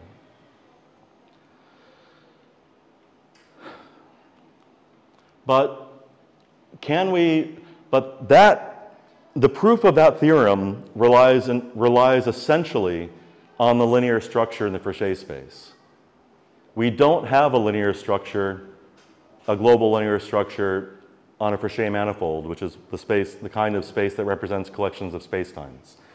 So there still may be a possibility of finding a good measure to define probabilities on these collections of spacetimes in a nonlinear case, because it's really the linear structure that screws things up, that seems to screw things up when we're talking about infinite dimensional Fréchet spaces, not manifolds. And as I remarked already, families of spacetimes relevant to cosmology generally form infinite dimensional Fréchet manifolds. The sum of two Lorentz metrics is generally not a Lorentz metric. And that's why it forms a Fréchet manifold, not a Fréchet space. So is there a physically reasonable translation invariant Borel measure on families of metrics? Well, the first problem is what topology to use. I've already argued that the standard topologies that are often deployed and discussed in the literature have pretty severe problems of physical significance and interpretation. So the one I mentioned earlier but didn't discuss is the so-called parameter topology, where let's say you can characterize your whole family of spacetimes by some finite by some finite number of parameters. So lambda CDM, in fact, is the spacetimes are characterized by 6 parameters: the value of the cosmological constant, the baryon density, the spectral tilt of the CMB, and some others that I can't remember off the top of my head. So it seems like if we define two spacetimes to be close topologically, if their parameter values are close, this might give us a reasonable topology, and one that has clear physical significance. And in fact, this so-called parameter topology actually works really, really well for very simple perturbation problems. And that's often what's relevant in cosmology. But for our purposes, there's a serious problem for us. In the context of interest for us, calculating probabilities for values of lambda, we have to consider not just the perfect lambda CDM. We have to allow for inhomogeneous perturbations. And these inhomogeneous perturbations are really coarse grainings over immense, truly immense collections of spacetimes underneath, in which it's kind of like statistical mechanics. We can think of each of the perturbed spacetimes as being like a macro state, and there's this infinite number of kind of microstates of really perturbed spacetimes that give rise at the level of scale we're working at to the same perturbed spacetime. So even though in these parameter topologies, it seems like we can characterize the topology using only a finite number of real numbers, in fact, strictly speaking, the family of spacetimes is still infinite dimensional, because each set of determinate parameter values does not single out a unique metric, but rather an infinite family of metrics that all give rise to the same coarse-grained parameter values. So we're still stuck with our problem. So let's just bracket the whole problem and do what cosmologists do. And we'll just pretend we have a good physically significant topology. Second problem, what does translation invariant mean? What is a physically significant notion of translation for a metric in a family of metrics? Recall, we can't just add metrics. So perturbation is an ambiguous idea. We have to have an idea of how to systematically slightly change a Lorentz metric while still keeping it a Lorentz metric. And so the obvious solution is to look at how cosmologists actually do handle perturbations, translating one metric to a nearby one in some intuitive sense, to get a grip on this. I'm not going to, again, I won't go through the technical details of this kind of general schema that I worked up for capturing the essence of the idea of how cosmologists handle perturbations. The upshot is that it allows you to define an appropriate local notion of translation on these Frechet manifolds that I claim captures the way that cosmologists actually employ perturbations in their reasoning. And just for terminology, I call this, I say a measure is locally affine translation invariant if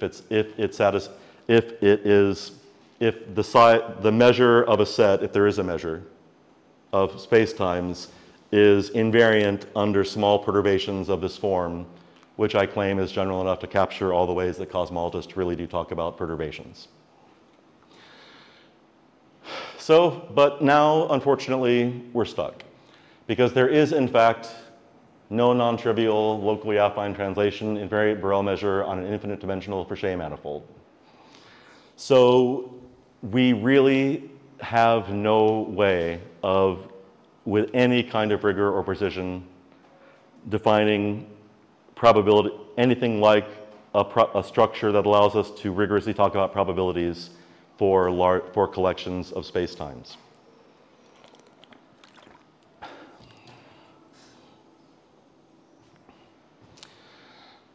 So what do cosmologists actually do? Well, as Mark Twain remarked, there are three kinds of lies: lies, damned lies, and statistics in cosmology. So I'll just consider in a little bit of detail an argument that Steve Weinberg gave back in 1987 that is directly relevant to our problem: how to reason about the cosmological constant probabilistically, how to attempt to do so. And it's a fascinating argument. I mean, it's a really, in many ways, it's a very beautiful argument.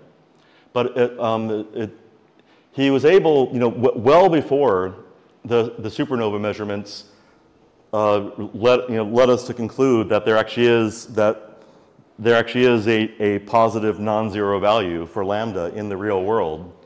Back in the 80s, when Weinberg produced this argument, people believed that the cosmological constant was 0. And Weinberg argued on what he called anthropic grounds, using a kind of probabilistic reasoning, that in fact, he didn't argue that the cosmological constant should be non-zero, but he did argue that if it is non-zero, it should be strictly bounded from above. And he was basically right. But the structure of the argument, as really remarkable as the argument is, it shows very clearly the kinds of problems that you run into if you want to try and take an argument like this, which is very heuristic and loose, and try and make it precise. So for Weinberg's argument, you start by fixing, as always when thinking about probability, you have to figure out what your comparison class is. What are the class of allowed possibilities you're going to consider over which you're going to define probabilities?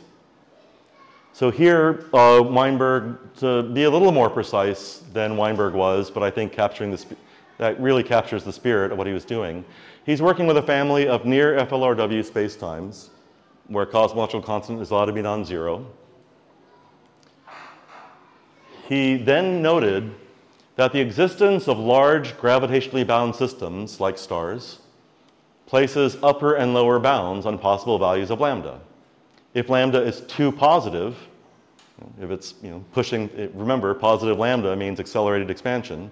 If lambda is too positive, then potentially bound systems are pulled apart before they can actually form, so there are no stable gravitationally bound systems like stars. If it's too negative, things want to get together really fast, then the universe recollapses before anything can form. He then argued for topological stability of the formation of such bound systems like stars under small changes in the value of lambda. And he then used anthropic arguments, the presence of conscious observers like us, selection effects, that depend on the existence of stars, and assuming that we are typical observers, in other words, that the value of lambda in our space-time is typical in some sense among the family of all FLRW spacetimes he was considering, to fix the shape and the peak of the measure that he wanted to impose on the family of spacetimes so that he could have some kind of quasi-rigorous resources for reasoning probabilistically. And that gave him enough to place some actually pretty tight bounds on the possible values for lambda, given the fact that there are in fact stars in the world and larger gravitationally bound systems. But there's an implicit assumption in his argument that topological stability implies largeness of size and fixed measure. And that's exactly what we can't have. So as heuristically compelling and powerful as this argument is, it seems difficult, if not impossible, to turn it into a truly rigorous argument. Which means it's going to be very, very difficult to try to isolate with any kind of rigor and precision where the possible errors, if any, in the argument are. That's one of the values of being rigorous and precise, is it helps you to isolate possible errors. So I'm not going to talk about GHS measure. Doesn't really get us anywhere. Not regularization. You know what? I'm just going to conclude because I'm still a little tired and we're almost done anyway, and I should stop for questions soon anyway, and I think I should actually stop for questions almost 5 minutes ago.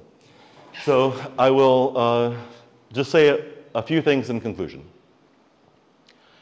I want to emphasize, I am not claiming that the conclusions of arguments like Weinberg's are wrong. I am not claiming that when cosmologists use probability talk and likelihood talk, that they're necessarily speaking nonsense. That is not what I'm claiming. Only that the arguments they currently give, have serious mathematical, physical, and conceptual problems that I think have to be addressed before we can have much stronger confidence in their conclusions. So for instance, in a paper that when Alan Guth wrote a review paper in 2000 on inflation and internal inflation, and he was discussing a proposed regularization procedure, which is a way that people try to get measures and topologies on these big spaces under control. Guth said, although the results of Vilenkin's method seem reasonable, I do not at this point find them compelling. That is, it is not clear what principles of physics or probability theory ensure that this particular method of regularizing the space-time is the one that leads to correct predictions. Perhaps there is no way to answer this question, so we may be forced to accept this proposal or something similar to it as a postulate.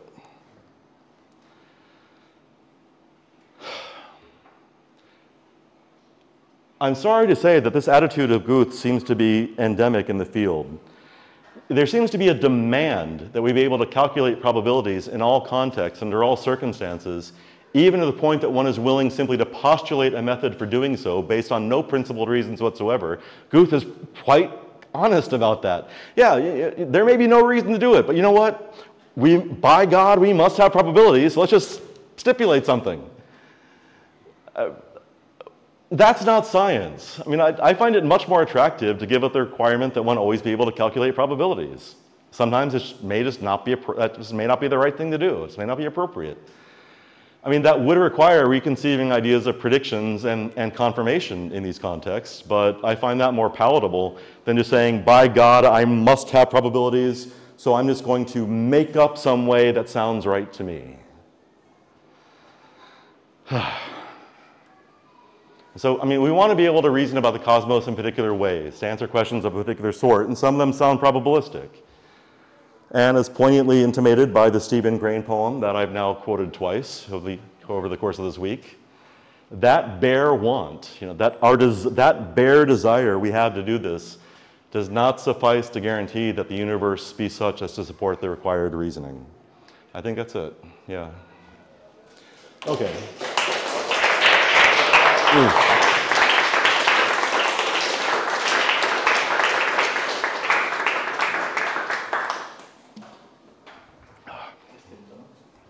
Okay, so we have, thank you, Erik, for your lecture.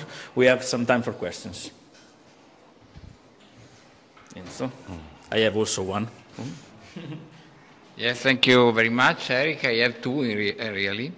The first one is that, in a sense, we can use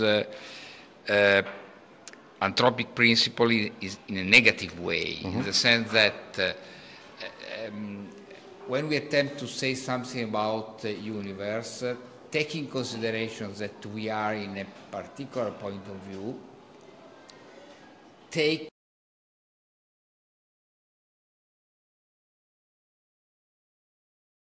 inference.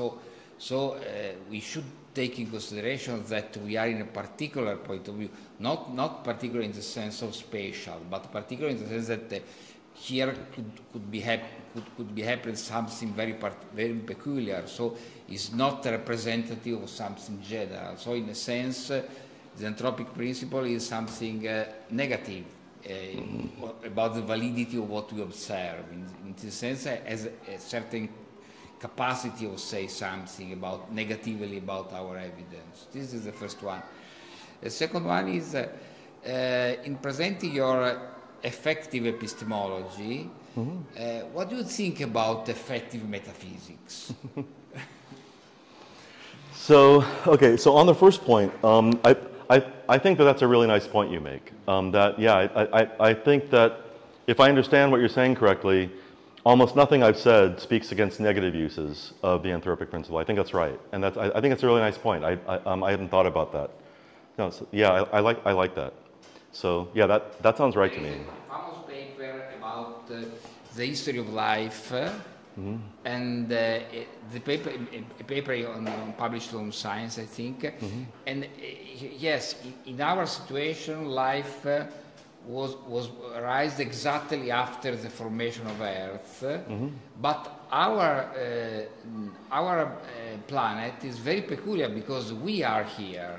So this evidence is less relevant than one thing. So in a sense, is anthropic principle is something that take off some evidence value to, okay, this is the point. Yeah, no, I like that very much.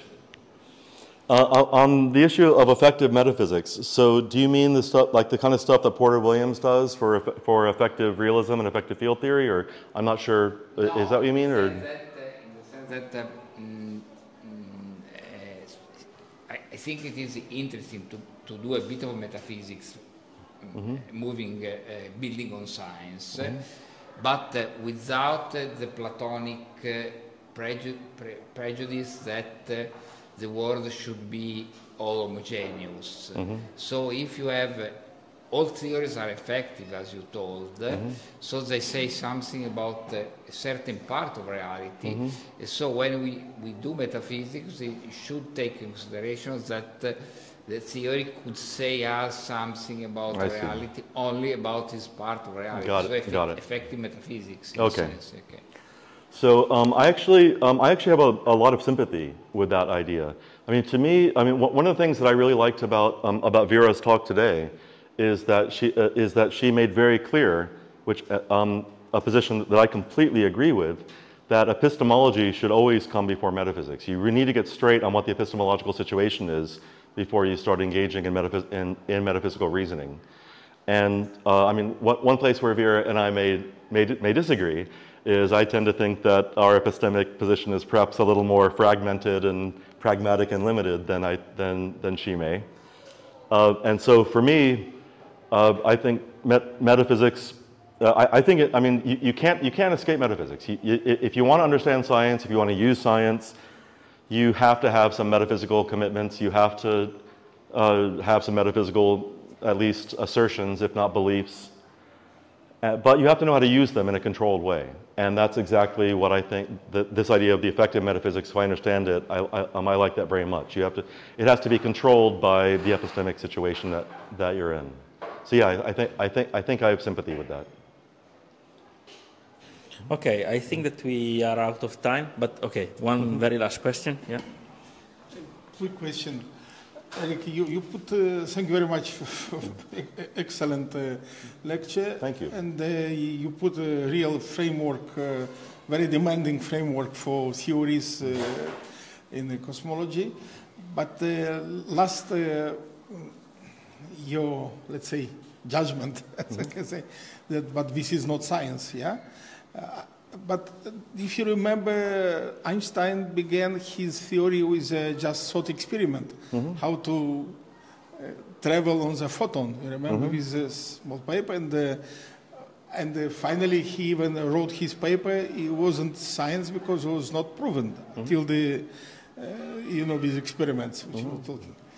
And that's why maybe you'll give in your framework you'll give a bit room for these.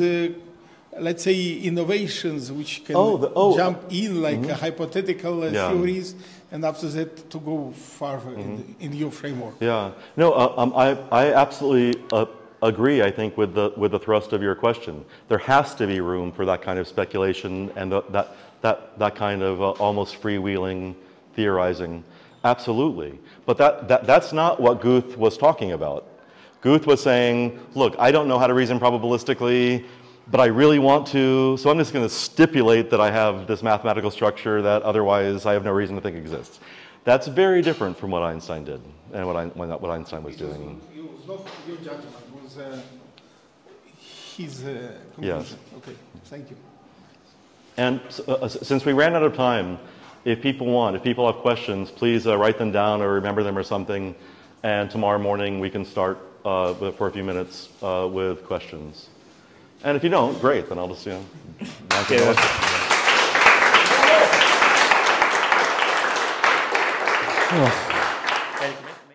So I've described in somewhat excruciating, possibly painful detail what a cosmological model in general is.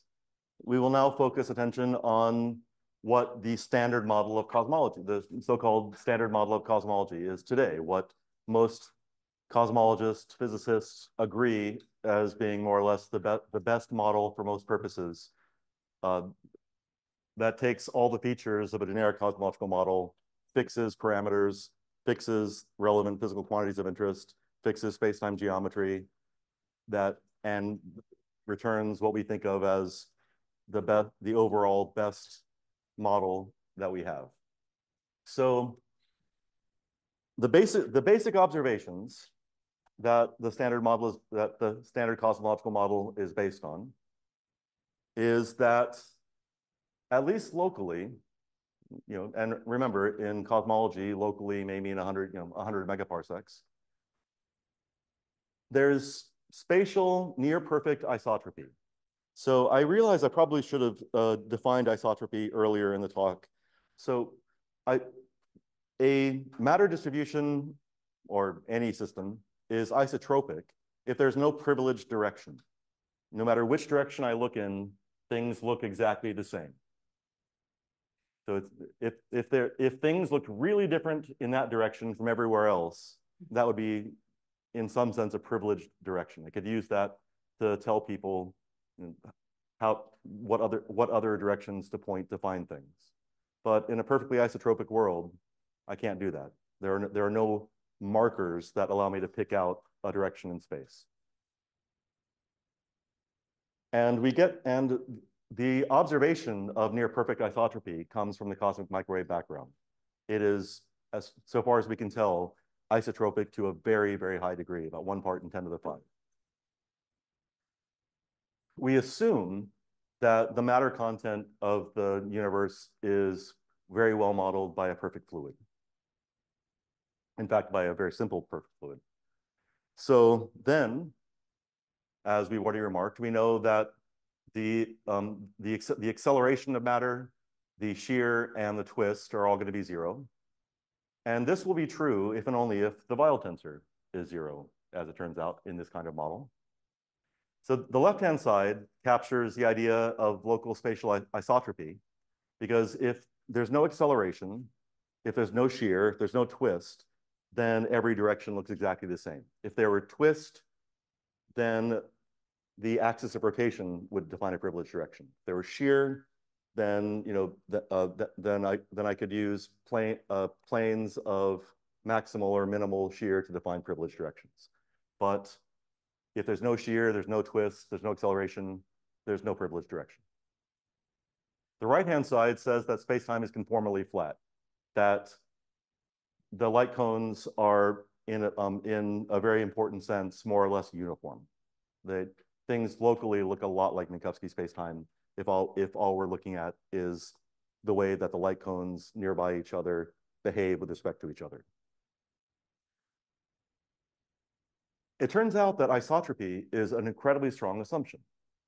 Well, incredibly strong property, I should rather say. It's not an assumption. It's an incredibly strong property.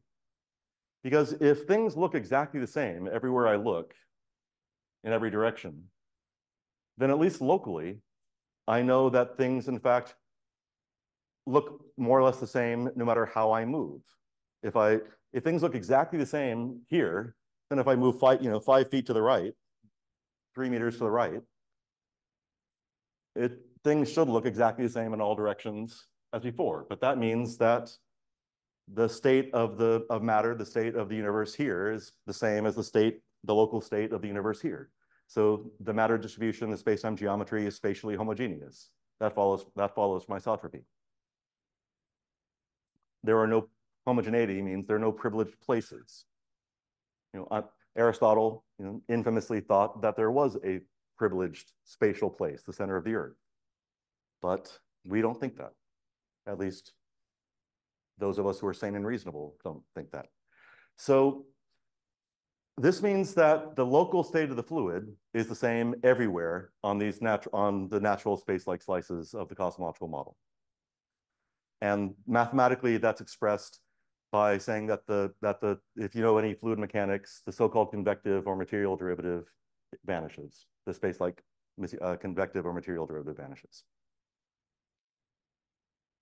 So this is just a nice diagram capturing the idea of illustrating the idea of isotropy. It says that if these lines represent the average fluid flow, the average pore velocity of the cosmological fluid, then there's spatial directions S1 and S2 are completely equivalent, both geometrically and materially. If I rotate from S1 to S2, things look exactly the same. This is an illustration of spatial homogeneity. There are no privileged points. P and Q are on every spatial slice everywhere, look exactly the same, are locally in the same physical state. If I take the spatial slice and slide the entire matter distribution, so-called Leibniz shift, 3 meters to the left, everything looks exactly the same. There are no privileged places. Let's make one further assumption, the so-called Copernican principle. We are not privileged observers. We don't occupy a physically, and so not an observationally, special place in the universe. Why do we assume that? I really don't know. It works really well, and people give all kinds of philosophical arguments in defense of the Copernican principle. I don't find any of them really very compelling. I think the best defense for assuming it is it works incredibly well. And again, as far as we can see, the universe really does look more or less the same in all directions, no matter how far we can see. That seems to give some empirical support for the Copernican principle. But we almost certainly can't see the entire universe. There's large expanses of the universe, most likely, that we have no causal contact with whatsoever, but that may, in fact, eventually appear to us as our cosmological horizon spreads out. And the Copernican principle basically says there are no surprises waiting for us.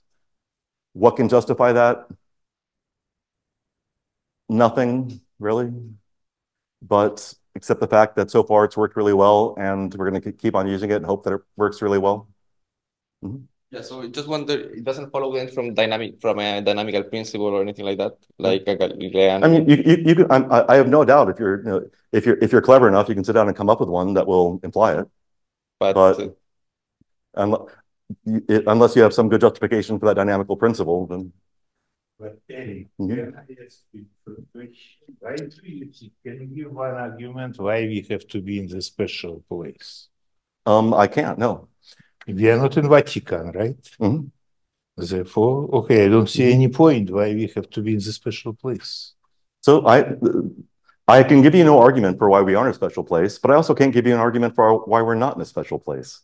No, give me one particular argument why we are in the special, why we could be in the special place. You can't give an argument for that, but you also can't give an argument that we're not in a special place. So I think I mean, do you think that there is a justification for the Copernican principle over and above? It works really well. Of course, because we are nobodies, and there could be the same nobodies everywhere. I agree that we effectively are cosmological nobodies. I think that sounds very plausible, but plausibility is only that, plausibility. It's not a definitive argument. But what do you mean on the definitive argument? This is the question again, because if, for instance, I would imagine that I am solipsist and all of you are my imagination, you cannot rule out this kind of hypothesis. You can't, but actually, I think Bertrand Russell had a really wonderful remark about that. He said, if I were really a solipsist, I don't know why I would spend so much time writing these kind of crappy papers and books that I do, when with complete virtuosic effortlessness, I could write a much better book by opening a volume of Plato or Einstein. So I think that there's some reason that one can give some kind of reason why solipsism may not be the best idea. But for the Copernican, and I think in a similar way, one can give plausibility arguments for why the Copernican principle seems like a very compelling and natural thing to assume. But I think that's the best we can do, is to give prima facie compelling, intuitively plausible justifications for it. I don't think we can derive it from some deeper physical principle that has any empirical entrenchment. That's what I would take to be a definitive argument in favor of it. So the Copernican principle, no. Yeah, absolutely. So, like, I agree that it doesn't look like a very plausible principle. No, I think it is plausible. Maybe not like compelling, maybe. It's plausible, but not compelling. But the negation of that principle would seem to me to be even more implausible than the principle itself. Well, but I'm curious about your opinion on the kind of, like, whether there's like a symmetry between this principle and its negation. I mean, if you see what I'm getting at. Yeah, I do. Yeah. And I think that's exactly what Slava was pushing me on. I would say, insofar as I have no derivation of the Copernican principle from some deeper underlying, physical argument, that's based on empirically well-entrenched physical principles. But I also don't have such an argument for the negation of the Copernican principle. In that sense, they do seem to me to have a symmetry, the kind of symmetry you're talking about. Insofar as there are, I think, kind of intuitively plausible reasons for that, various both, I think, psychological, sociological, and philosophical and physical reasons for that favor the Copernican principle, it seems reasonable to assume it. And then the fact that it ends up working incredibly well is, to my mind, finally the best justification we can give for it.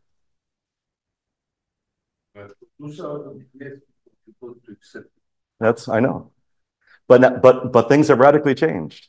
Well, at least among scientists. No. Greeks were assuming already this. I think Aristarchus, Copernicus principle. He was putting the sun in the center.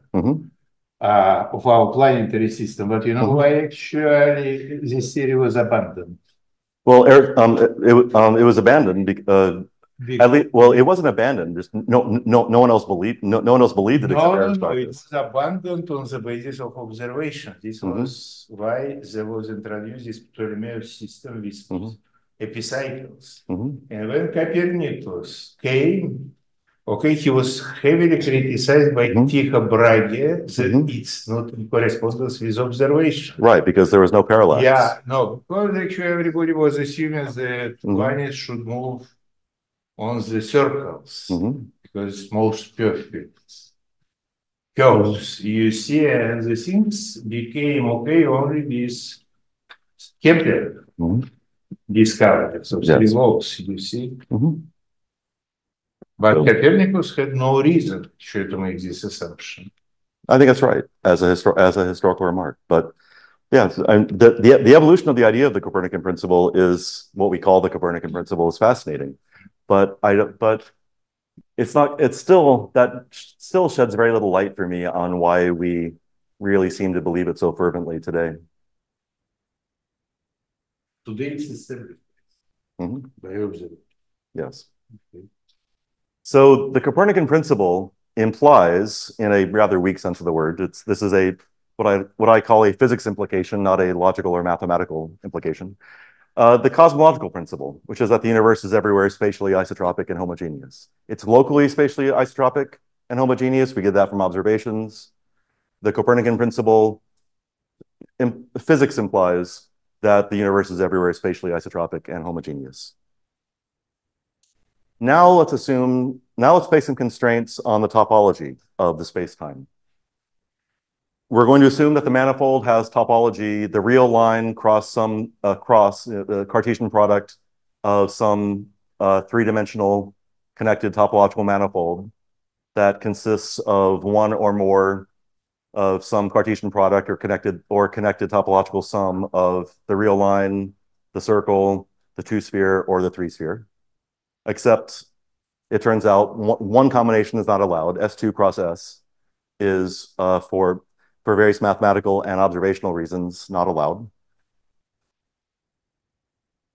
Now, and this may seem, in many ways, this is a very natural assumption to make. But it's not imposed on us by observation, and it's not imposed on us by mathematics, and it's not imposed on us by any physics that I know of. All the observations we have are consistent with space, the three-dimensional manifold that represents all of space at a given moment of time, can actually have, at least mathematically, and I think possibly physically, much more exotic topologies.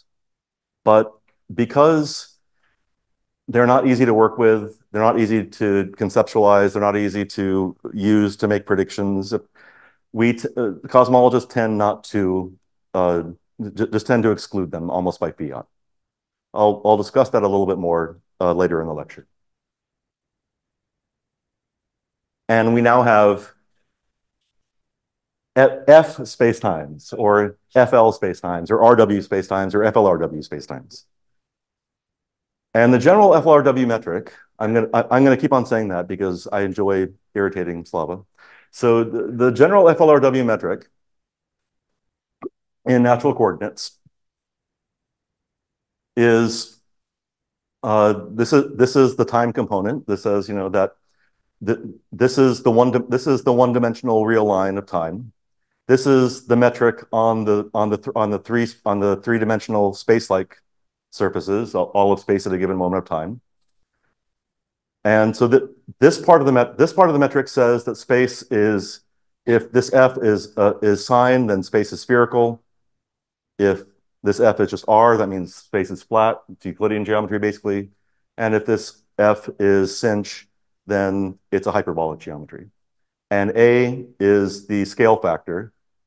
So A as a function of time, if A is getting bigger, then the three-dimensional space is expanding. If A is getting smaller, the three-dimensional space is shrinking. If A is a constant, then three-dimensional space is just hanging out and not doing very much. So It turns out that the metric places this the FLRW metric places pretty strict constraints on the topology of space. If the universe is open, which means that sigma, the three-dimensional manifold, the metric on it is either flat or hyperbolic, which hyperbolic means negatively curved, then the intrinsic then sigma is non-compact as a topological space. So it's going to be, it's almost always taken to be that shouldn't be R4, that should be R3. So it's almost always taken to be R3. Again, we're assuming topological simplicity. If it's a closed universe, that means that that all of space at a given moment of time has has a spherical intrinsic geometry, the intrinsic geometry of a sphere. Then sigma is going to be compact as a topological space. And remember, when I say it's compact or non-compact, I don't mean as a submanifold of the spacetime. I mean, if you consider it as a topological space in its own right. And so again, the most common choices, if we're dealing with a closed universe, is the two-sphere cross the real line, or the three-sphere, or the three-torus. But it's almost always actually the three-sphere. But again, a caveat is that although there are very compelling both mathematical and physical reasons to think that the intrinsic geometry of the three-dimensional space-like slices really constrains the topology of the three slices, it's not strictly speaking correct as a mathematical claim. Because one can, in fact, have flat or hyperbolic geometries on compact three manifolds.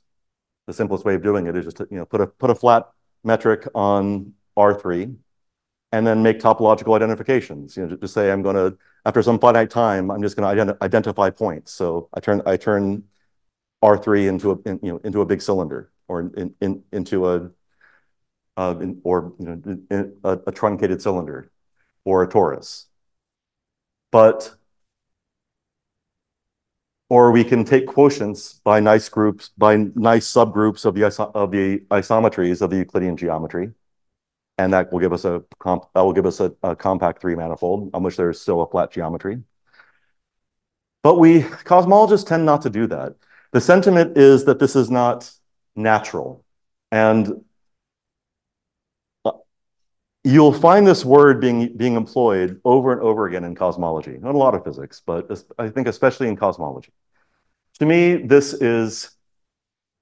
philosophy is very, very clearly entering the door here, because natural is not a well-defined notion to my mind. It's the idea that certain kinds of topologies associated with certain kinds of geometries are natural or not natural is rather far-fetched.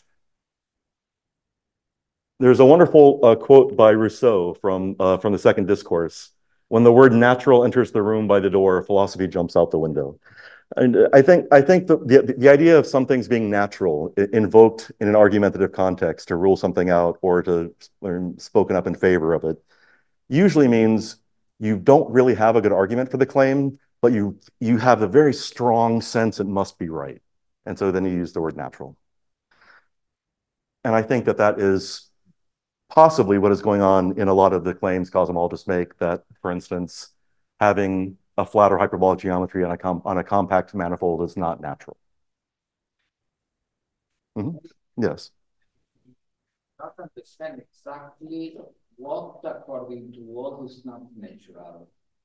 So, what is not natural is having an open universe, a flat or hyperbolic intrinsic geometry. Okay. But having the topology of the spatial slices being compact. So, being a torus. Or one of the three possibilities is not natural for the world. Yes. Okay. 1984. Exactly. Yes. Okay. He says that explicitly, that this possibility is not natural, and he just leaves it at that and moves on.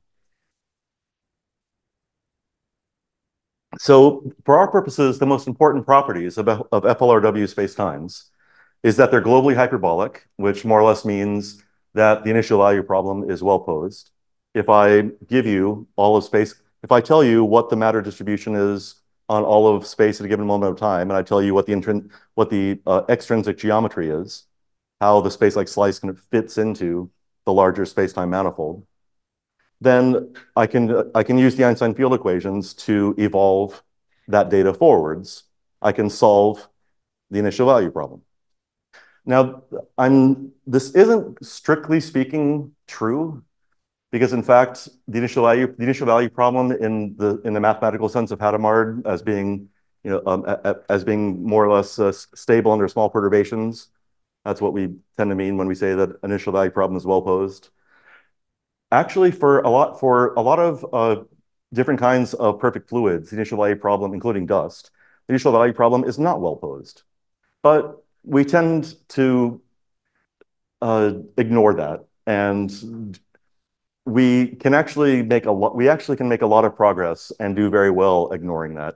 So we're just going to follow common practice and say that in fact in FLRW, under using the standard models for fluids, the initial value problem is well posed. It turns out that this relation, recall that I wrote down as an approximation before in generic cosmological models, is now exact. The deceleration parameter, the 3 momentum of matter, is 1/2 of the ordinary matter density minus the cosmological constant energy density. And it's now easy to see that the space-time cannot be static. It can't be unchanging in time if there is non-trivial matter or if there's a lambda. Because if Q is not 0, then space is expanding or contracting. Matter is moving apart or moving towards each other. So things are changing in time.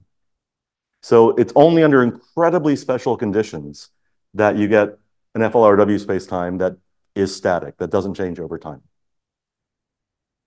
That also means, because it's not static, because there is no time-like killing field, we don't have strict energy conservation. We mostly can get away with ignoring it and treat energy as being conserved.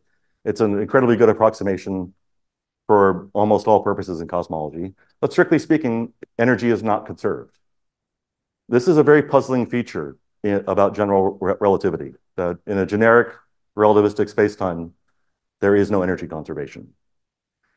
Some people like to claim that this is related to the fact that gravitational energy is not locally well-defined, but I don't think I don't personally find that a very helpful way to think about the fact. It's just that general relativity is quite different from classical Newtonian mechanics. You have energy conservation in classical Newtonian mechanics for various reasons, both physical and mathematical. You lose it in general relativity.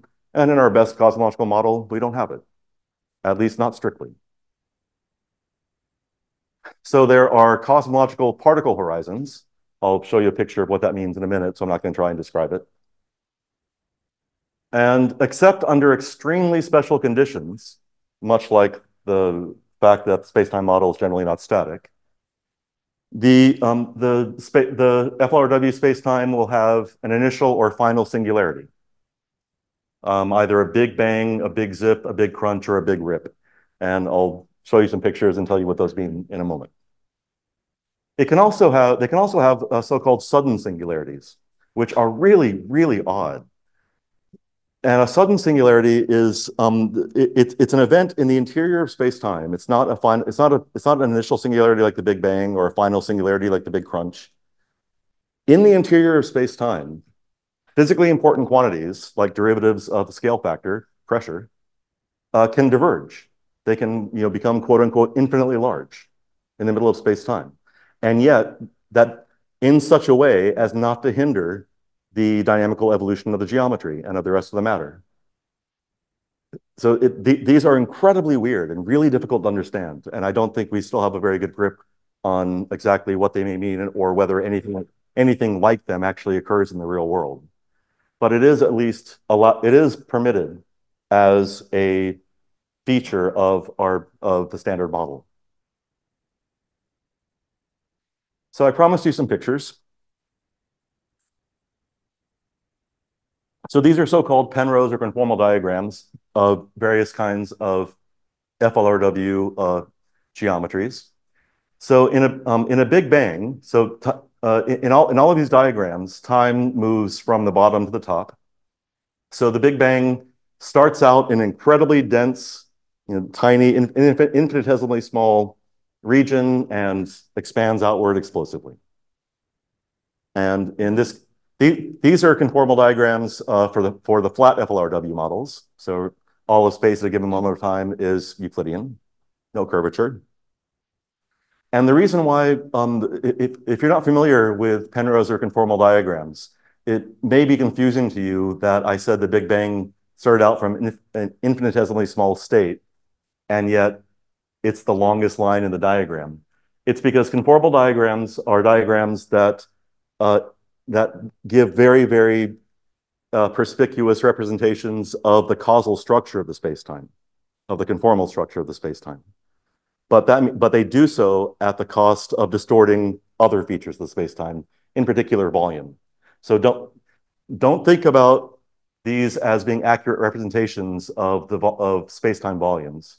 It's only the causal structure. So this is an initial singularity. This is so-called future null infinity. So this is a light ray starting here and traveling out.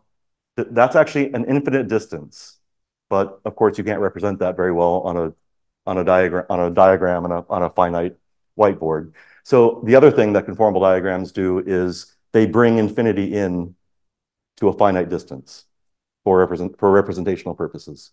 So this is actually future null infinity, the endpoint of all null geodesics of all light rays. This is future time-like infinity.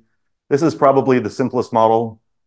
This says it starts with the Big Bang and just keeps on expanding and expanding and expanding forever. So even though it looks like the volume is shrinking, actually the volume is expanding. The volume is getting bigger and bigger as you go forward in time. Just the diagram distorts that in order to capture the causal structure. So this is a big rip singularity. In this case, the kind of a naive volume geometry of the diagram is more or less suggestively accurate, because the reason this is called a big rip singularity is that space is expanding very, very quickly, in fact, at an ever accelerating rate. Matter is flying apart at ever faster rates. And finally, it does so, and finally, the expansion rate becomes so extreme that space-time rips itself apart. The space-time geometry no longer is well-defined. And that happens after a finite amount of time. That's also, I think, at least for me, very, very hard to visualize, very hard to understand. I mean, I can give you descriptions of how geodesics behave. I can give you, mathematical descriptions of how the density of matter behaves. But the idea of space-time ripping itself apart so that not even, fundamental particles like leptons or quarks can maintain their structural integrity, it's a rather difficult physical concept. It's a rather difficult concept to really digest. But again, it is a possibility in these models. So these are diagrams of positive curvature FLRW spacetimes. And here we have the possibility now not only of a Big Bang, but of a big crunch. And that's when, so the Big Bang the universe starts out kind of infinitesimally small. It begins to explosively expand. But under the weight of its own self-gravitation, the expansion isn't fast enough or violent enough to keep on going. Eventually, all the matter is mutually gravitating. It's trying to pull all the matter itself, back together, and eventually it succeeds. The expansion of the matter slows down, stops, and matter begins to recontract. The universe begins to recontract until the kind of time reverse of the Big Bang happens. All of the matter and the universe collapses back to an infinitesimal point. The universe shrinks and vanishes. You mean majority point? Everything. The entire universe is. It's not just that matter is shrinking and condensing. The entire universe, space is getting smaller and smaller and smaller. Just as right now we think space is getting bigger in a certain, in a sense, the universe is expanding. When you hit this inflection point in one of these models, space itself begins to contract. And perhaps it's better to see not a normal time because we have question for 30 billion should make a stop for the Okay, so then I'll go on for a few more minutes and then stop for questions. Okay. So in that case, so very quickly, a cosmological or particle horizon. So this is a representation of de Sitter space, which is a particularly simple FLRW model, and we think that in many ways is a very good representation of a lot of features of the world. But for our purposes, if this is past infinity, so this is, if you like, going infinitely far back into the cosmological past. This is an observer traveling as far to the future as they possibly can. This is the past light cone of the observer's world line. And you can see that in this space-time, there's only so much of the past of the space-time this observer can ever see. So an observer over here, and an observer over here, their past light cones, their causal paths need not intersect. There may be no common causal past whatsoever. And that's what the particle horizon is. So this is how much of the universe this observer can ever, in principle, see, no matter how far to the future that observer travels. And that, we think, actually does represent a large part of the causal structure of our space-time, that we only ever see part of the causal past of the universe. So I'll skip this in the interest of time. The basic take-home message of this slice is that FLRW works unbelievably well, works really incredibly well at modeling a lot of the observational features of the universe. And then I was going to go into the early to mid-90s pre-supernova measurement situation, what people thought about the structure of the universe there. But you know what? I think this actually may be a pretty good... No, actually, two more slides, and then I'll stop. That would be a good place to stop, and I'll pick up tomorrow. So in the early to mid-90s, the situation in cosmology was that observations strongly favored a near-flat FLRW with lambda essentially equal to 0. No cosmological constant, no dark energy. And the observations that strongly favored this were an expansion from a hot Big Bang. We see the universe expanding. We see, and this expansion explained galactic redshifts that we see. The fact that the farther away a galaxy is, the more redshifted the light is that reaches us. The homogeneity, both the fact that there is a cosmic microwave background and its homogeneity and isotropy. The large-scale structure formation we see, the kind of qualitative features of the distribution of galaxies and clusters of galaxies.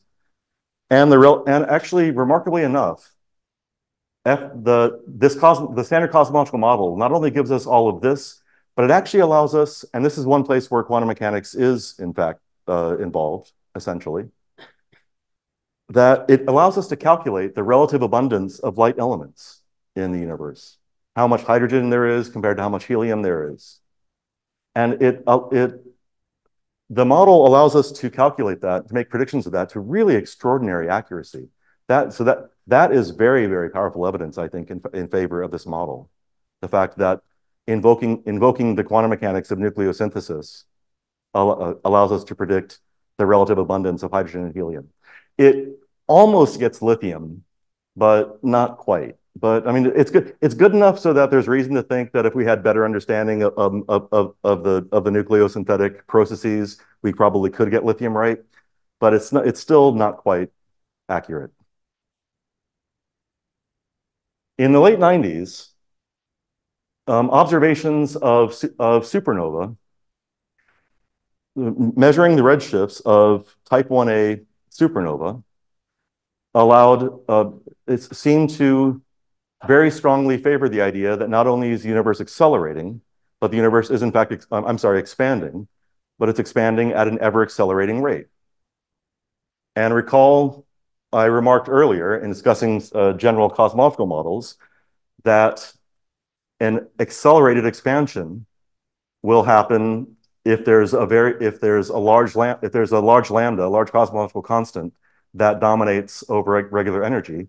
So it's a more or less straightforward conclusion from observation of accelerated expansion to the conclusion that there is in fact a non-zero cosmological constant, and it is moreover positive. And this now gives us today's standard model of cosmology, the so-called lambda dark matter model, also sometimes called the concordance model, which is what we will be primarily discussing for the rest of the week. So just to sum up, lambda CDM, standard cosmological model.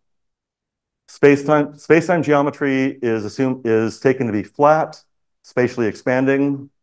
Matter is radiation, so photons and neutrinos, ordinary matter, baryons and leptons, cold dark matter, and a cosmological constant, all of them idealized as perfect fluids.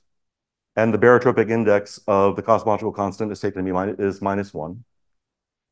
And the geometry-matter interaction is given by general relativity, the Einstein field equation with cosmological constant. Okay, didn't cover everything I wanted to cover today, but we'll pick up tomorrow and I'll see if I can cut some things out and actually get to some real philosophy. So, thank you. Well, thank you very much, Erik, for this wonderful panoramic about cosmological models and introductory conference about the problems that we will face in this week. We have 10 minutes for question because at 4:30 we have the coffee break. Someone has other question about this very Pascal? No. Eduardo, yes, sorry. I am not a physicist, so I am very Thanks. So I'm not a physicist, but so my question will be probably very naive, but I would like to understand better and piece the puzzle together, well, piece together of how exactly the lambda parameter, well, it's related to the Hubble parameter. Mm-hmm. So I think I missed this part. Mm-hmm. So there's no direct relation. I mean, it's not that they are physically identical or something, or that, but it is the case that if I know lambda theoretically, and I know the rest of the matter distribution, I can calculate the Hubble parameter. And it's also the case that if I observationally determine the Hubble parameter, and I have knowledge about the rest of the ordinary matter distribution, then I can infer the value of lambda. So they are mutually dependent on each other in that way. But and there actually is there is a rather straightforward formula one can write down that tells you, a rough and ready approximation for what the quantitative relationship is between lambda and the Hubble parameter. But actually, I'm not sure I actually wrote that down. I should have. If I did, if it wasn't on an earlier slide, I'll rectify that tomorrow. Okay, thank you.